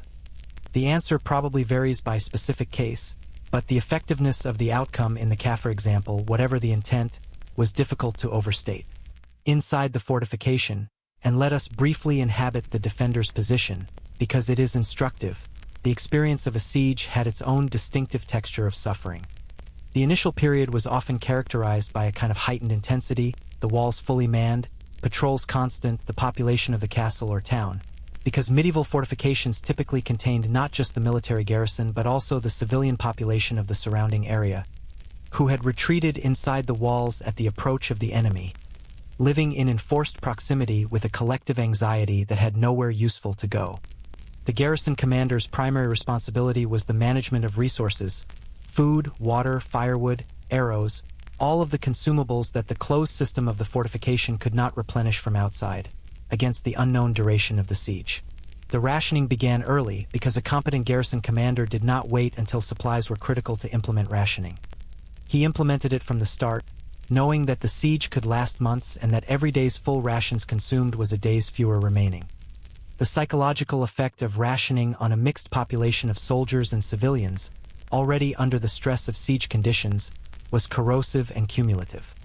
The civilians, the families who had come inside the walls for protection, were typically the first to suffer the most severe deprivation, because military necessity dictated that the fighting men be kept functional, and keeping fighting men functional required feeding them. Children and elderly people inside besieged fortifications during extended sieges faced conditions that ranged from severe malnutrition to starvation, and the historical record of particularly long sieges contains accounts of conditions inside the walls that are genuinely harrowing. Water was often the critical constraint rather than food, particularly in fortifications that lacked adequate internal wells. A castle with a reliable internal water source could hold out almost indefinitely against starvation tactics alone, which is why besieging commanders placed such emphasis on contaminating or cutting off water supplies. Poisoning wells, dropping dead animals into them, diverting the source, was a standard siege tactic, and the defenders' ability to protect their water supply was often the single most important factor in determining how long they could hold. The moment of final crisis in a siege came in several possible forms. The walls might fail under siege engine bombardment or undermining, where teams of sappers dug tunnels under the wall foundations and then collapsed them by burning the wooden supports, dropping the masonry above. A negotiated surrender might be agreed, often on terms that recognized the garrison's honorable resistance and provided for their safe passage. Medieval siege conventions, though frequently violated, theoretically protected garrisons that surrendered before the walls were breached from the massacre that might await those who forced an assault. Or the walls might be stormed directly, in the close assault operation that castle architects had spent centuries designing against and that soldiers on the attacking side approached with the kind of focused, somewhat fatalistic attention that comes from a task whose danger is not theoretical. The escalade, the direct assault on walls using ladders, was the most immediately lethal operation in medieval warfare. You climbed a ladder, in full armor, toward the top of a wall where defenders with every possible advantage of position were actively trying to prevent you from reaching the top. They pushed the ladders away from the walls. They dropped stones, poured boiling water, tipped heated sand, which got inside armor in ways that stones did not, reaching the skin and burning with persistence that made it a particularly cruel defensive weapon. They shot arrows at point-blank range into men who were climbing and therefore unable to hold a shield effectively. The men who made it to the top of the wall and over the battlements were, if they survived those specific hazards, immediately engaged in the confined, brutal, close-quarters fighting of a wall-top melee against defenders who knew the terrain and had prepared for exactly this moment. You are climbing. The ladder is shaking under the weight of the men above and below you. The stone of the wall cold and rough under your gauntlet hand where you reach out to steady yourself. The sounds from above are not encouraging. The smoke you smelled this morning is, up here, a genuine presence. Oil fires lit by the defenders to deny footing on the wall approaches. Burning materials dropped on the ladders and the men climbing them. Your world has narrowed to the rung in front of your face and the noise coming from beyond it, and the specific, concentrated effort of continuing to climb toward both. Everything hurts. Everything has hurt for hours. And this, up here on this ladder above a medieval fortifications ditch, is about the worst your situation has been since the morning's cavalry alarm. Though, if you survive this particular ascent, something that the coming hours will determine in ways that have little to do with your personal merit or effort, you will discover that the worst is not, in fact, the walls.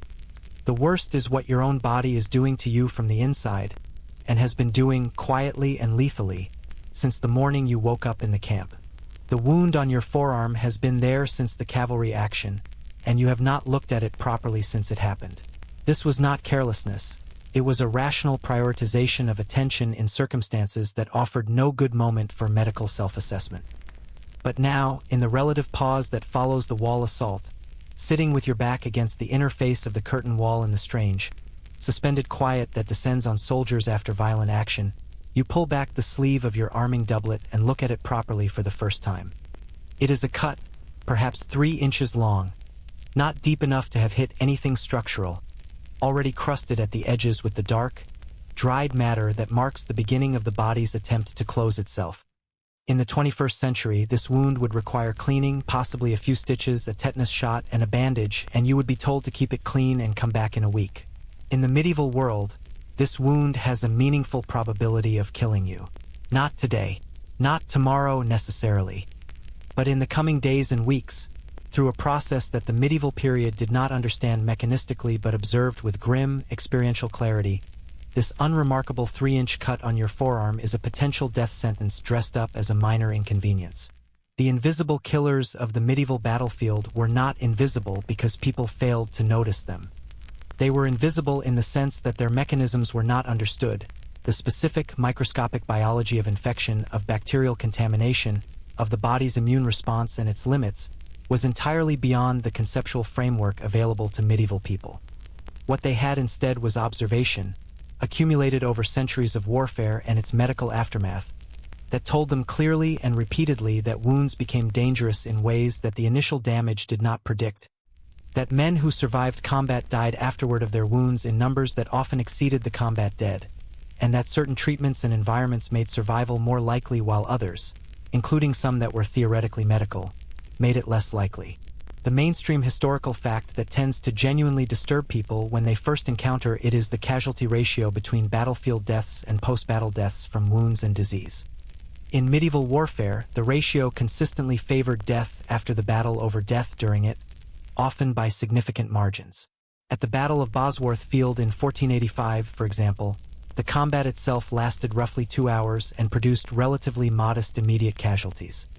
The subsequent deaths from wounds, infection, and the disease environment of the campaign claimed far more men over the following weeks than the battle itself. Across the medieval period as a whole, military historians estimate that disease and infection killed somewhere between 2 and 5 times as many soldiers as direct combat, a ratio that held reasonably consistently across different theaters, periods, and types of campaign. The battlefield was dangerous. The aftermath of the battlefield was, statistically, more dangerous. The wound on your forearm is not yet infected. But infection, in the medieval battlefield environment, was not a question of whether but of when and how severely, because the conditions that produced infection were comprehensive and unavoidable. The wound itself was made by a weapon that had been used in previous engagements and cleaned, if at all, with whatever was available and whatever the soldier had time for, which means it carried on its edge a population of bacteria that a modern microbiologist would find alarming. The wound's interior, as the blade passed through the layers of your arming doublet before reaching skin, was inoculated with whatever was living in the textile, and medieval textiles, worn for weeks without washing in conditions of significant physical exertion, harbored microbial communities of impressive diversity. The environment around you is a medieval siege camp, which we have already established as a masterwork of conditions favorable to infectious disease transmission. The water you will drink tonight comes from a source whose sanitary status is uncertain at best.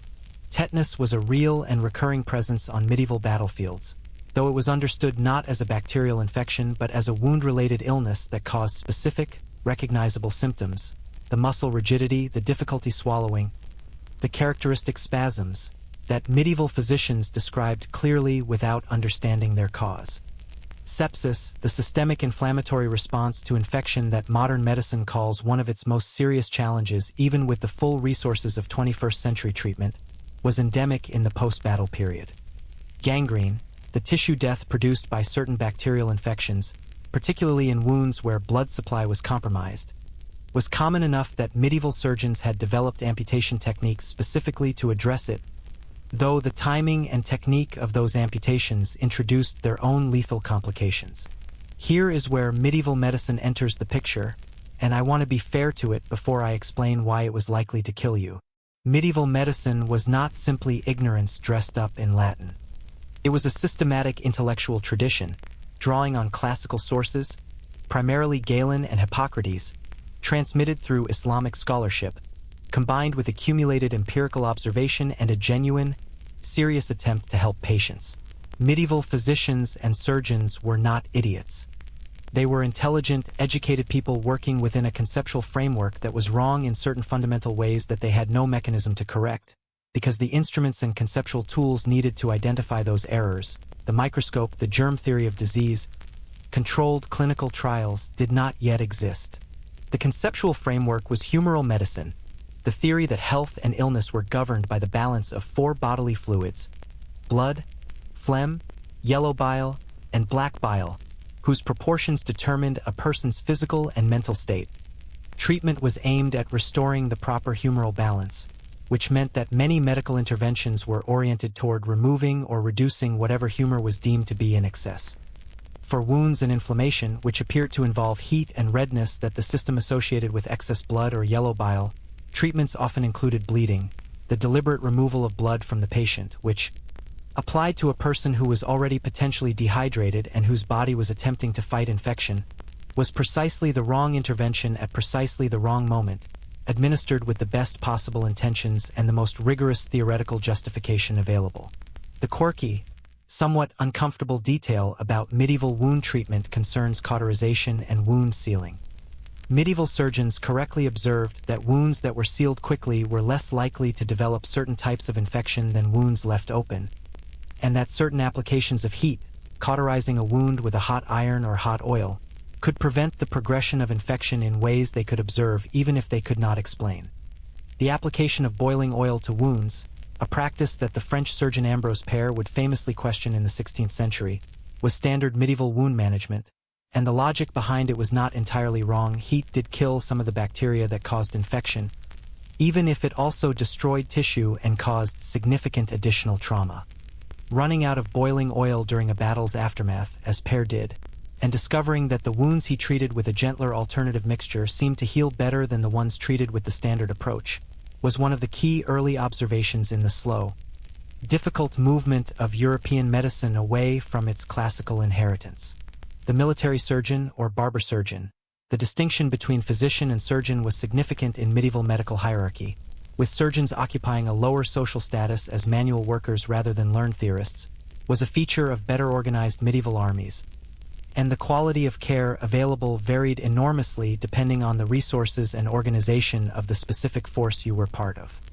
At the upper end, a great lord's household might include a trained physician and a surgeon with genuine experience of battlefield wounds. At the lower end, which is where your situation as an ordinary man-at-arms places you, wound management was performed by whoever was available and willing, using whatever was on hand, guided by whatever combination of empirical experience and folk tradition the person doing the treatment happened to possess. Folk medicine and empirical practice, it should be said, were not entirely without value. Medieval wound dressings frequently included honey, which has genuine antimicrobial properties that modern research has confirmed, and wine, which as an alcohol solution had disinfectant effects that the people applying it could not have explained in modern terms but observed in practical outcomes. Certain herbal preparations that medieval practitioners applied to wounds contained compounds that we now know have anti-inflammatory or antimicrobial properties. The empirical tradition, built up from generations of observation of what seemed to help and what seemed to harm, had accumulated a body of practice that was not consistently effective but was not entirely without basis either. But the aggregate outcome was clear, and it was not good. Wound infection killed medieval soldiers in large numbers, and the treatments available extended some lives while inadvertently shortening others, with no reliable mechanism for determining which intervention in a specific case would produce which outcome. You, with your 3-inch forearm wound, are in a lottery whose odds are better than they would have been with a more serious injury but worse than you would prefer, and the ticket was purchased the moment the blade made contact. Dysentery deserves its own moment of recognition here, because it was arguably the single most effective killer of medieval armies, and it operated with a comprehensiveness and consistency that made it something close to a universal military experience. Dysentery, bacterial or amoebic infection of the intestinal tract, producing severe diarrhea, abdominal cramps, fever, and progressive dehydration, thrived in exactly the conditions that medieval armies created wherever they went. Contaminated water sources, inadequate sanitation, the close proximity of thousands of people, the stress of campaigning that depressed immune function, the nutritional deficiencies of campaign diet that reduced resistance. All of these factors combined to make dysentery a near certainty in any medieval army that remained in the field for more than a few weeks. The historical record is full of campaigns derailed, sieges abandoned, and battles lost not because of enemy action, but because the army conducting the operation was too sick to function. The crusading armies in the Holy Land suffered catastrophic disease casualties with such regularity that the history of the Crusades cannot be understood without giving disease its proper place alongside military engagements. The English army at the Siege of Harfleur in 1415, the campaign that culminated in Agincourt, was reduced by dysentery from perhaps 12,000 men to somewhere around 9,000 before the castle even surrendered, with the sick men shipped home and the army continuing with a force significantly diminished by intestinal infection rather than combat. Henry V himself would die in 1422 at the age of 35, most likely of dysentery contracted during his French campaigns, a fate that was neither unusual nor unpredictable given the disease environment of medieval military operations. Historians still argue about the relative contributions of different disease organisms to medieval army mortality, complicated by the fact that medieval accounts describe symptoms in terms that do not map cleanly onto modern diagnostic categories, and that the same term was sometimes applied to several different conditions. What is not in argument is the scale of the problem or its consistency across the medieval period, from the earliest crusading armies to the last great medieval campaigns of the 15th century. Disease was the dominant cause of military mortality, and armies that managed their disease environment better than their opponents had a strategic advantage that had nothing to do with tactical skill or individual courage. Trench foot, or more accurately the medieval equivalent of the condition that the First World War would name and document in clinical detail, was another persistent problem that the medieval soldiers' footwear and campaigning conditions created with reliable thoroughness. Prolonged exposure of feet to cold and wet, inside leather boots that were rarely waterproof and never stayed dry during extended campaigning, produced tissue damage that began as numbness and discoloration and progressed, in severe cases, to the kind of infection and tissue death that required amputation. Medieval soldiers on campaign spent weeks with wet feet, and the cumulative tissue damage this produced was a persistent, low-grade drain on fighting capability that rarely appeared in battle narratives but was a constant presence in the lived experience of campaigning. Your forearm wound, the dysentery that several men in your unit are already experiencing, the wet feet that have been wet for 3 days, the respiratory infection that started as a cough 2 days ago and is beginning to settle deeper into your chest with an ominous quality that your body recognizes even if it cannot diagnose. These are your real enemies now in the quiet after the wall assault. Not the men on the other side of the fortification. Not the weapons. The invisible biology of the environment you have been living in, working on your body with the patient, impersonal thoroughness of organisms doing what organisms do. In the morning, if it is morning when you next need to function, your body will tell you clearly how the overnight negotiation between your immune system and its various challengers has gone. The fever that is beginning, very subtly, to make the late afternoon feel slightly unreal, is the first communique from that negotiation. The outcome is not yet determined. But the fact that it is happening at all in these conditions with the resources available to manage it means that the battlefield you are now fighting on is entirely interior, and the weapons available to you are considerably less impressive than the ones you were carrying this morning. The fever breaks sometime in the night, which means you sleep in 2 distinct phases, the first hot and restless and full of the particular quality of dream that a febrile brain produces, vivid and disjointed and populated by images that borrow from the day's events without quite reproducing them accurately, and the second cooler and deeper and mercifully less eventful. You wake in the gray pre-dawn feeling hollowed out in a specific way that is different from ordinary tiredness, a lightness that is not refreshment but depletion, the feeling of a body that has spent the night doing something metabolically expensive and has arrived at a temporary equilibrium rather than a restoration. You are, in the technical sense, still functional. You can stand. You can hold your weapon. You can respond to commands and perform the basic operations of a soldier. But the margin between functional and not functional has narrowed overnight in ways that you can feel clearly, and that your body is communicating with the directness that bodies employ when they want to make sure you are paying attention. The men around you are in various states along this same spectrum. The medieval army, after days of siege operations and the accumulated attrition of campaigning, has the particular quality of a mechanism that is continuing to operate past the point where its condition warrants continued operation, each individual component degraded to some degree, the aggregate still functional but increasingly fragile, vulnerable to a disruption that a fresh force could absorb without serious consequence but that this one might not. You look at the faces around you in the morning light and you can read the campaign in them, the weight loss that campaign rations produce over weeks, the particular pallor of men who have been ill and recovered partially, the eyes of people operating on sleep debt that has accumulated past the point where any single night's rest can address it. This is the psychological territory we need to inhabit now. Because the inner life of the medieval soldier, the mental and emotional experience of sustained combat and its aftermath, is a dimension of medieval warfare that the historical record addresses imperfectly but that was as real and as consequential as any of the physical challenges we have been cataloging. The mind broke in medieval warfare. Not metaphorically, not as a figure of speech, but in the specific, clinically recognizable ways that sustained exposure to violence, fear, deprivation, and loss produces in human nervous systems, because human nervous systems have not changed meaningfully between the 14th century and the 21st, and the experiences that damage them now damaged them then.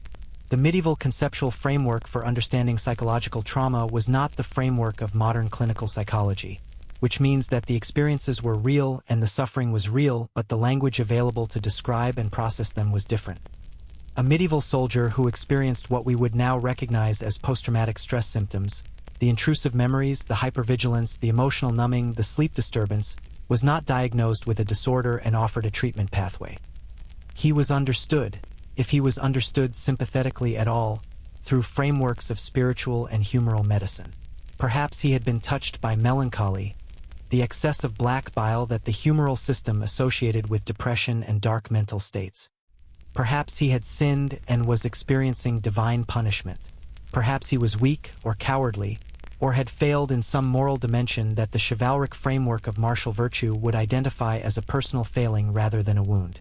The mainstream historical fact that has received increasing scholarly attention in recent decades is the evidence that medieval soldiers did experience and describe psychological responses to combat that map, with reasonable fidelity, onto the symptom clusters that modern medicine recognizes as trauma responses.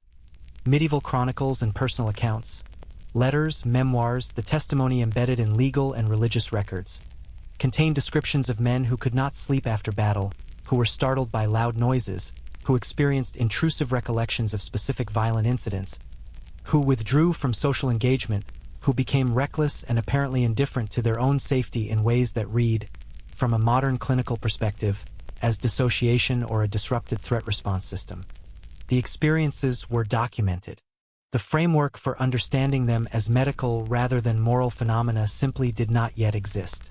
The concept of cowardice in the medieval military context deserves careful handling here, because it was the framework through which psychological breakdown was most commonly interpreted, and it was a framework with lethal practical consequences. A man who broke and ran during a battle, who abandoned his formation, threw down his weapons, and fled, was not understood as a person whose nervous system had been overwhelmed by stimuli beyond what any human nervous system could reliably manage. He was understood as a coward, a designation that carried social, legal, and sometimes physical consequences. Desertion in the face of the enemy was punishable by death in most medieval military codes, and the punishment was intended to be exemplary, a visible public consequence designed to make the calculation of facing the enemy preferable to the calculation of facing the punishment for not doing so. The practical management of fear in medieval armies relied on a toolkit that combined the external discipline, command authority, the visible consequences of failure, with the internal resources that individual soldiers brought to the experience. Religious faith was, for many medieval soldiers, a genuine and functional psychological resource rather than simply a cultural performance. The belief that death in battle, properly approached and spiritually prepared for, led to a specific and favorable eternal destination was not just theological background noise. It was an active psychological tool that gave some men the ability to face mortal risk with a steadiness that secular frameworks struggle to explain.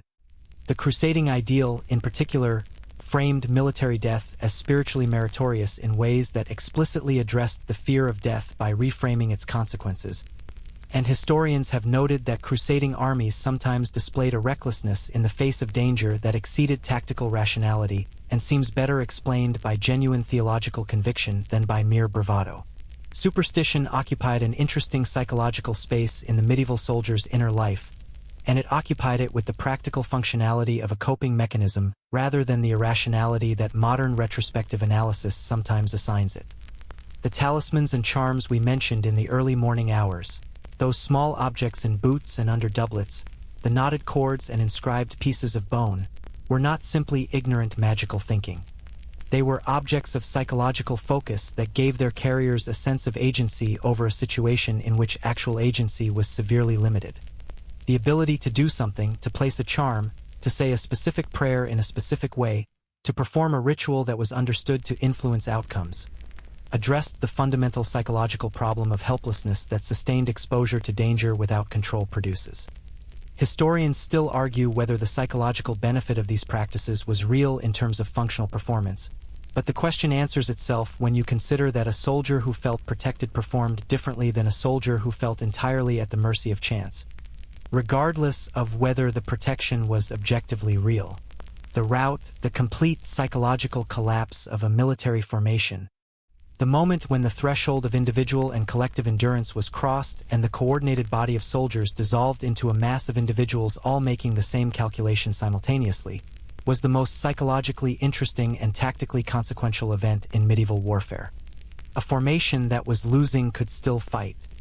A formation that broke could not be reassembled quickly, and the act of breaking typically produced more casualties than the fighting that preceded it, because men running away in disordered groups were dramatically more vulnerable than men standing together in formation, and because the cavalry that medieval commanders held in reserve specifically for this moment were devastatingly effective against men in flight. The psychology of the rout had a specific, recognizable trigger pattern that experienced commanders learned to watch for and attempt to interrupt. It rarely began everywhere at once. It began at a point, a flank that gave a commander who went down, a particularly dramatic local reverse that was visible to a section of the formation, and spread outward from that point through the formation via a mechanism that is best understood as social contagion. Men saw other men running. the running in the context of everything else they were experiencing. The fear, the exhaustion, the pain, the sensory overwhelm was interpreted not as individual cowardice but as information. If those men are running, the situation must be unsalvageable. And once enough men had made that interpretation, it became self-fulfilling, because the running of many men actually did make the situation unsalvageable in ways that it had not been when they were still standing.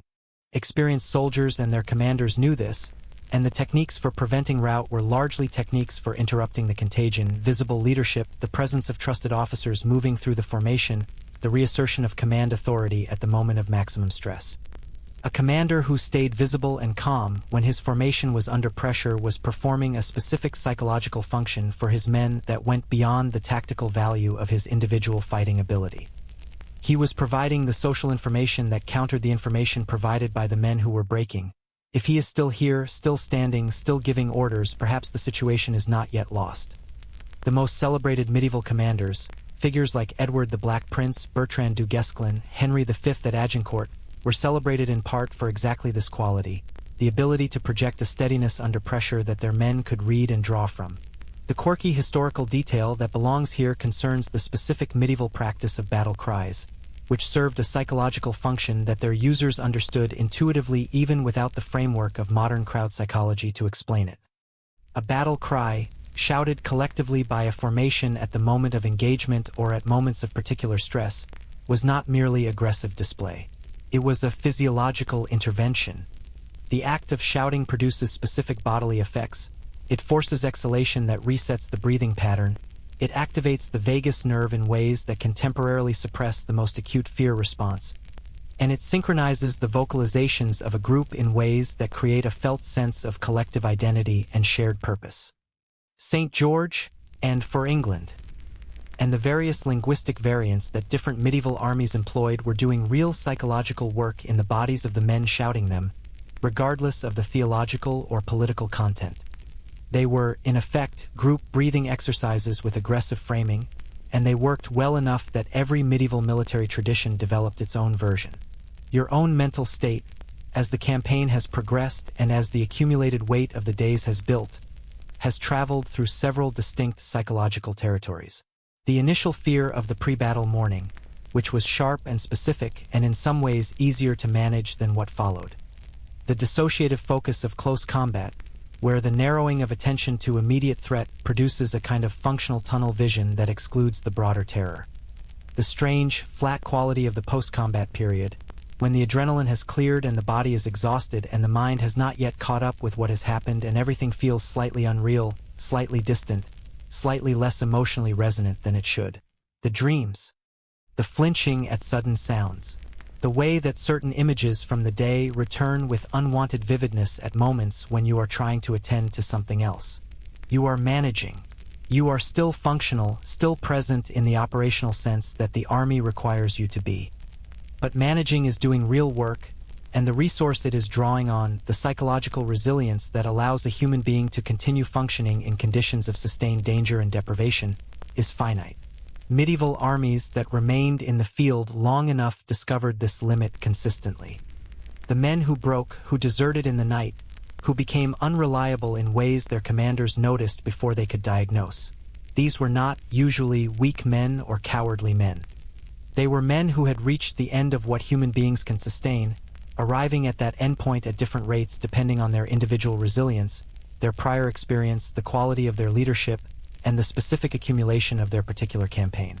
The man next to you, the one who pulled you up after the cavalry action, the familiar face from 3 weeks of marching, has been quiet since yesterday in a way that is different from ordinary tiredness. He responds to direct questions, performs his duties, keeps his weapon and equipment in order. But there is a quality to his stillness that you recognize without being able to name, a withdrawal behind the eyes that the medieval period would read as melancholy and that a modern clinician would read as something specific and serious. You say nothing because there is nothing in the available vocabulary that usefully addresses what you are both experiencing, and because the silence between people who are going through the same thing has its own kind of adequacy. You are both still here. That is, for now, what matters. The chaos of a rout, when it finally comes to the part of the field where you are positioned, arrives with the same social contagion pattern we described, a sudden quality of wrong in the movement of men at the edge of your vision, a change in the sound of the engagement that your experienced ear now reads with an accuracy that your first-day self could not have managed. The formation is giving somewhere to your left. The giving is spreading. The commanders are visible, shouting, trying to interrupt the cascade. But the cascade has its own momentum now, and the shouting is fighting upstream against a current that is becoming stronger with each additional man who makes the calculation and turns. You do not run. This is not heroism. It is something more complicated, a combination of exhaustion that has made the effort of running feel almost as daunting as the effort of staying, the social gravity of the men immediately around you who are also not running, and a kind of stubborn, almost offended resistance to the idea that after everything the morning has cost you, the afternoon is going to end like this. You hold your position. The men immediately around you hold theirs. The route spreads around you and past you and eventually, raggedly, stops. Held at a point that nobody planned and nobody commanded. Simply the place where enough men made the same decision at the same moment to stop. The field is quieter now. The battle, in the formal sense, is over. Something has been decided, which side has held, which side has broken, what the outcome means for the campaign, the siege, the larger political question that brought all of these men to this particular piece of ground on this particular day. You do not yet know what that something is. You know only that you are still standing, that the man beside you is still standing, and that the ground around you contains evidence of the day's work that you are not going to describe in detail, because some things do not need to be said aloud to be understood. The battle is over. But you are not done yet. You are not, in fact, anywhere near done. Because now comes the part that the songs and the chronicles tend to skip past quickly on their way to the celebration, and that was, for the men who lived it, in some ways the hardest part of all. You are alive. Take a moment with that, because it is genuinely not the outcome that probability favored when the morning began. You have survived the pre-dawn terror and the arming and the formation and the weapons and the cavalry and the siege and the infection that is still negotiating with your immune system and the psychological weight of everything the day and the days before it have deposited in your nervous system. You are upright, you are breathing, your forearm wound is unpleasant but not yet visibly catastrophic. And the battle is over. By any reasonable measure, this is a success. And yet, standing on this field in the late afternoon light, with the sounds of the engagement fading into the particular quiet that follows large-scale violence, you are discovering that survival is not the simple, clean resolution it appeared to be from the other side of it. Survival is, in fact, the beginning of a new and complicated set of problems that the medieval world had developed its own elaborate, sometimes brutal, sometimes surprisingly nuanced systems for managing. The first order of business on a medieval battlefield after the fighting stopped was not celebration. It was the stripping of the dead, an activity that was conducted with businesslike efficiency by the living soldiers of both sides, and that represented one of the primary economic mechanisms through which ordinary men profited from military service. The equipment on a dead man's body, his armor, his weapons, his personal valuables, the contents of whatever he was carrying, belonged, by the informal but strongly enforced convention of medieval warfare, to whoever found it first. This was not looting in the pejorative sense that modern military ethics apply to the term. It was an understood, expected, and economically significant part of how medieval armies functioned, the mechanism by which soldiers who had been paid inadequately, irregularly, or not at all recovered some return on the investment of their participation. The economics of medieval military service were considerably more complicated than popular imagination suggests, and they matter for understanding what survival actually meant in practical terms. Ordinary infantry soldiers in medieval armies were paid, when they were paid at all, at rates that varied by period, region, and the financial state of their employer, but that were generally modest, enough to sustain basic subsistence during the campaign but not enough to represent meaningful accumulation.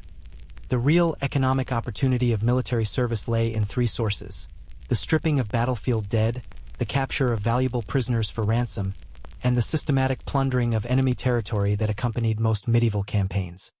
All three of these sources were regulated, at least in theory, by conventions and by the command authority of the army's leadership, but in practice the regulation was approximate and the competition for battlefield resources was immediate and sometimes violent.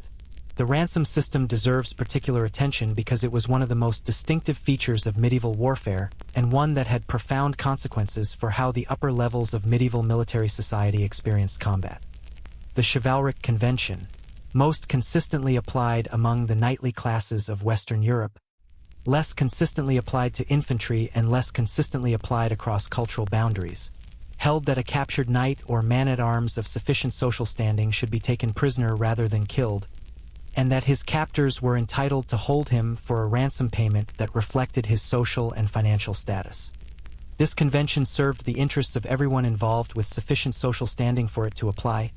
Captors received a financial return that could be substantial. Captives retained their lives in exchange for a financial penalty they could potentially recover from.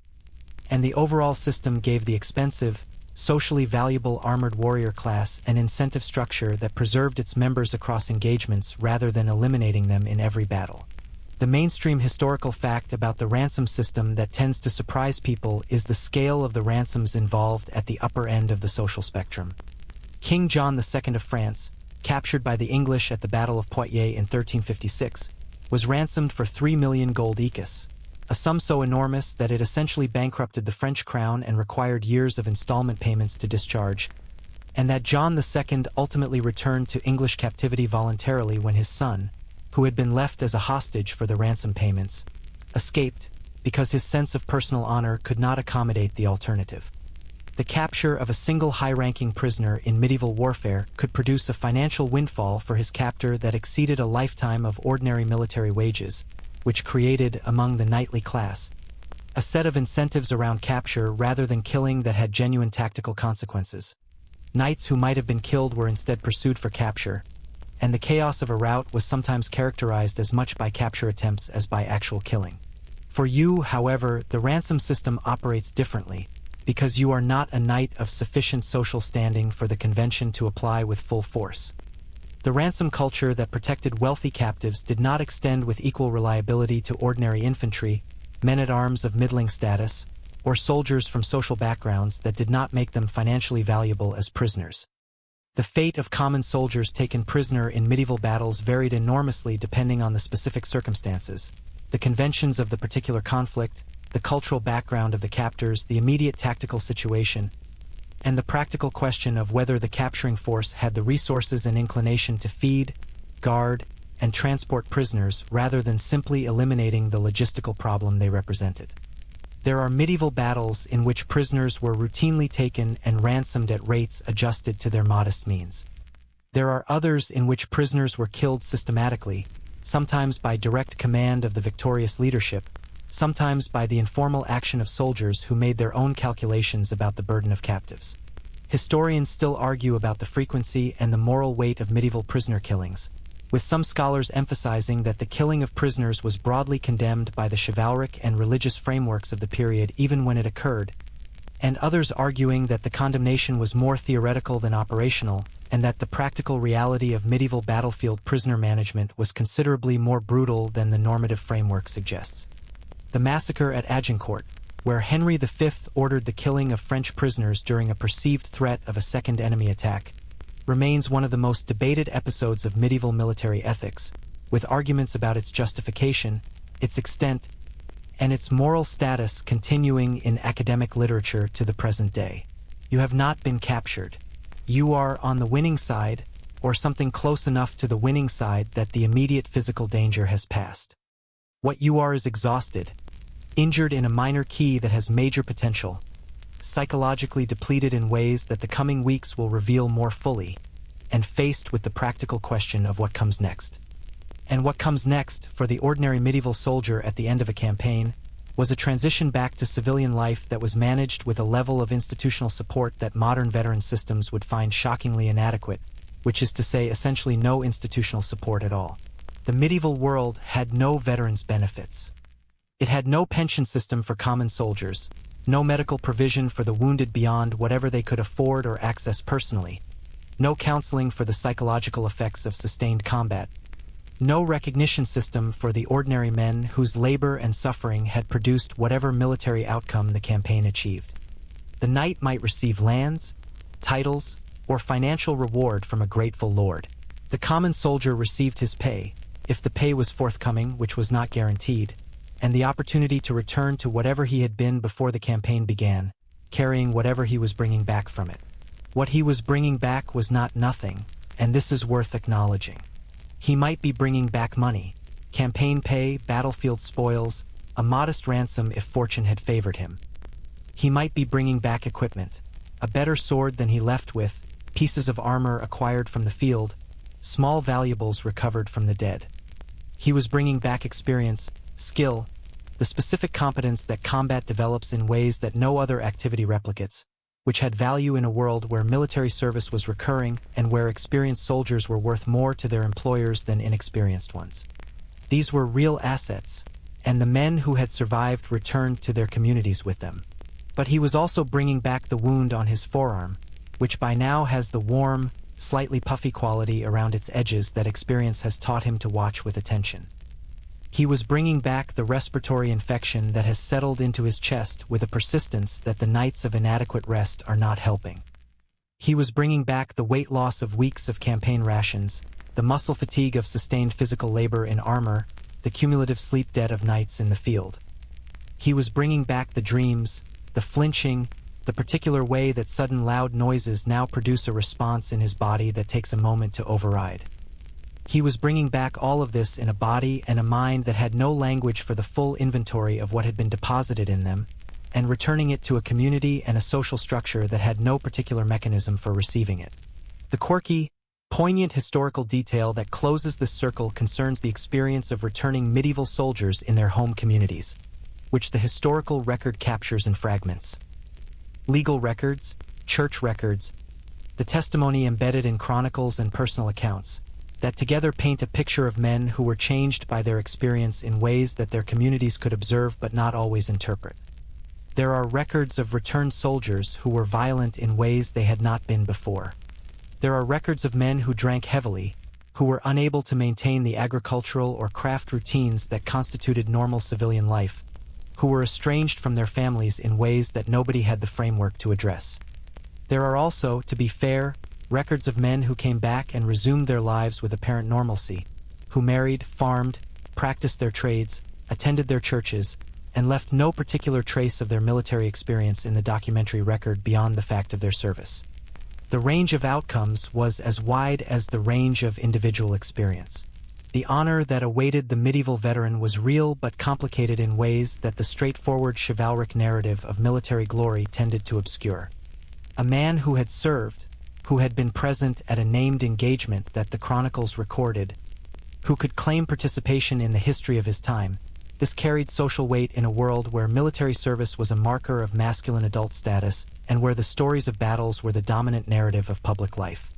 The veteran had standing. He had experience that commanded a kind of respect. He had been somewhere and done something that most of the people around him had not, and this was recognized. But the honor existed alongside the reality, which was that the war had taken things from him that the honor did not replace. The companions who had not come back, the familiar faces from the march, including perhaps the quiet man who had pulled him up after the cavalry action and whose silence in the final days had the quality of a door closing. The physical capacity that the wound and the illness and the years of physical stress had permanently modified. The specific, unreachable quality of the pre-campaign self, the person who had woken up in a camp that first morning with all of his fears intact but also with all of his assumptions about what the world felt like, before the day had taught him what it actually felt like. That person did not make the return journey. Something else came back instead, wearing his face and carrying his equipment and returning to his place in the world with the particular competence and particular damage of the survivor. And this, in the end, is what medieval warfare actually was, not the gleaming tournament of popular imagination, not the noble clash of chivalric ideology, not the romantic adventure of the chronicles that emphasized the heroism and edited the suffering. It was this: the cold morning and the inadequate breakfast and the armor that didn't quite fit, the formation that pressed and crushed, the weapons that were designed with mechanical ingenuity to ruin a specific human body in a specific way, the horses, the walls, the wounds that became infections that became fevers that became, in too many cases, the end. The dreams that came afterward. The return to a world that had not changed and a self that had. You survived.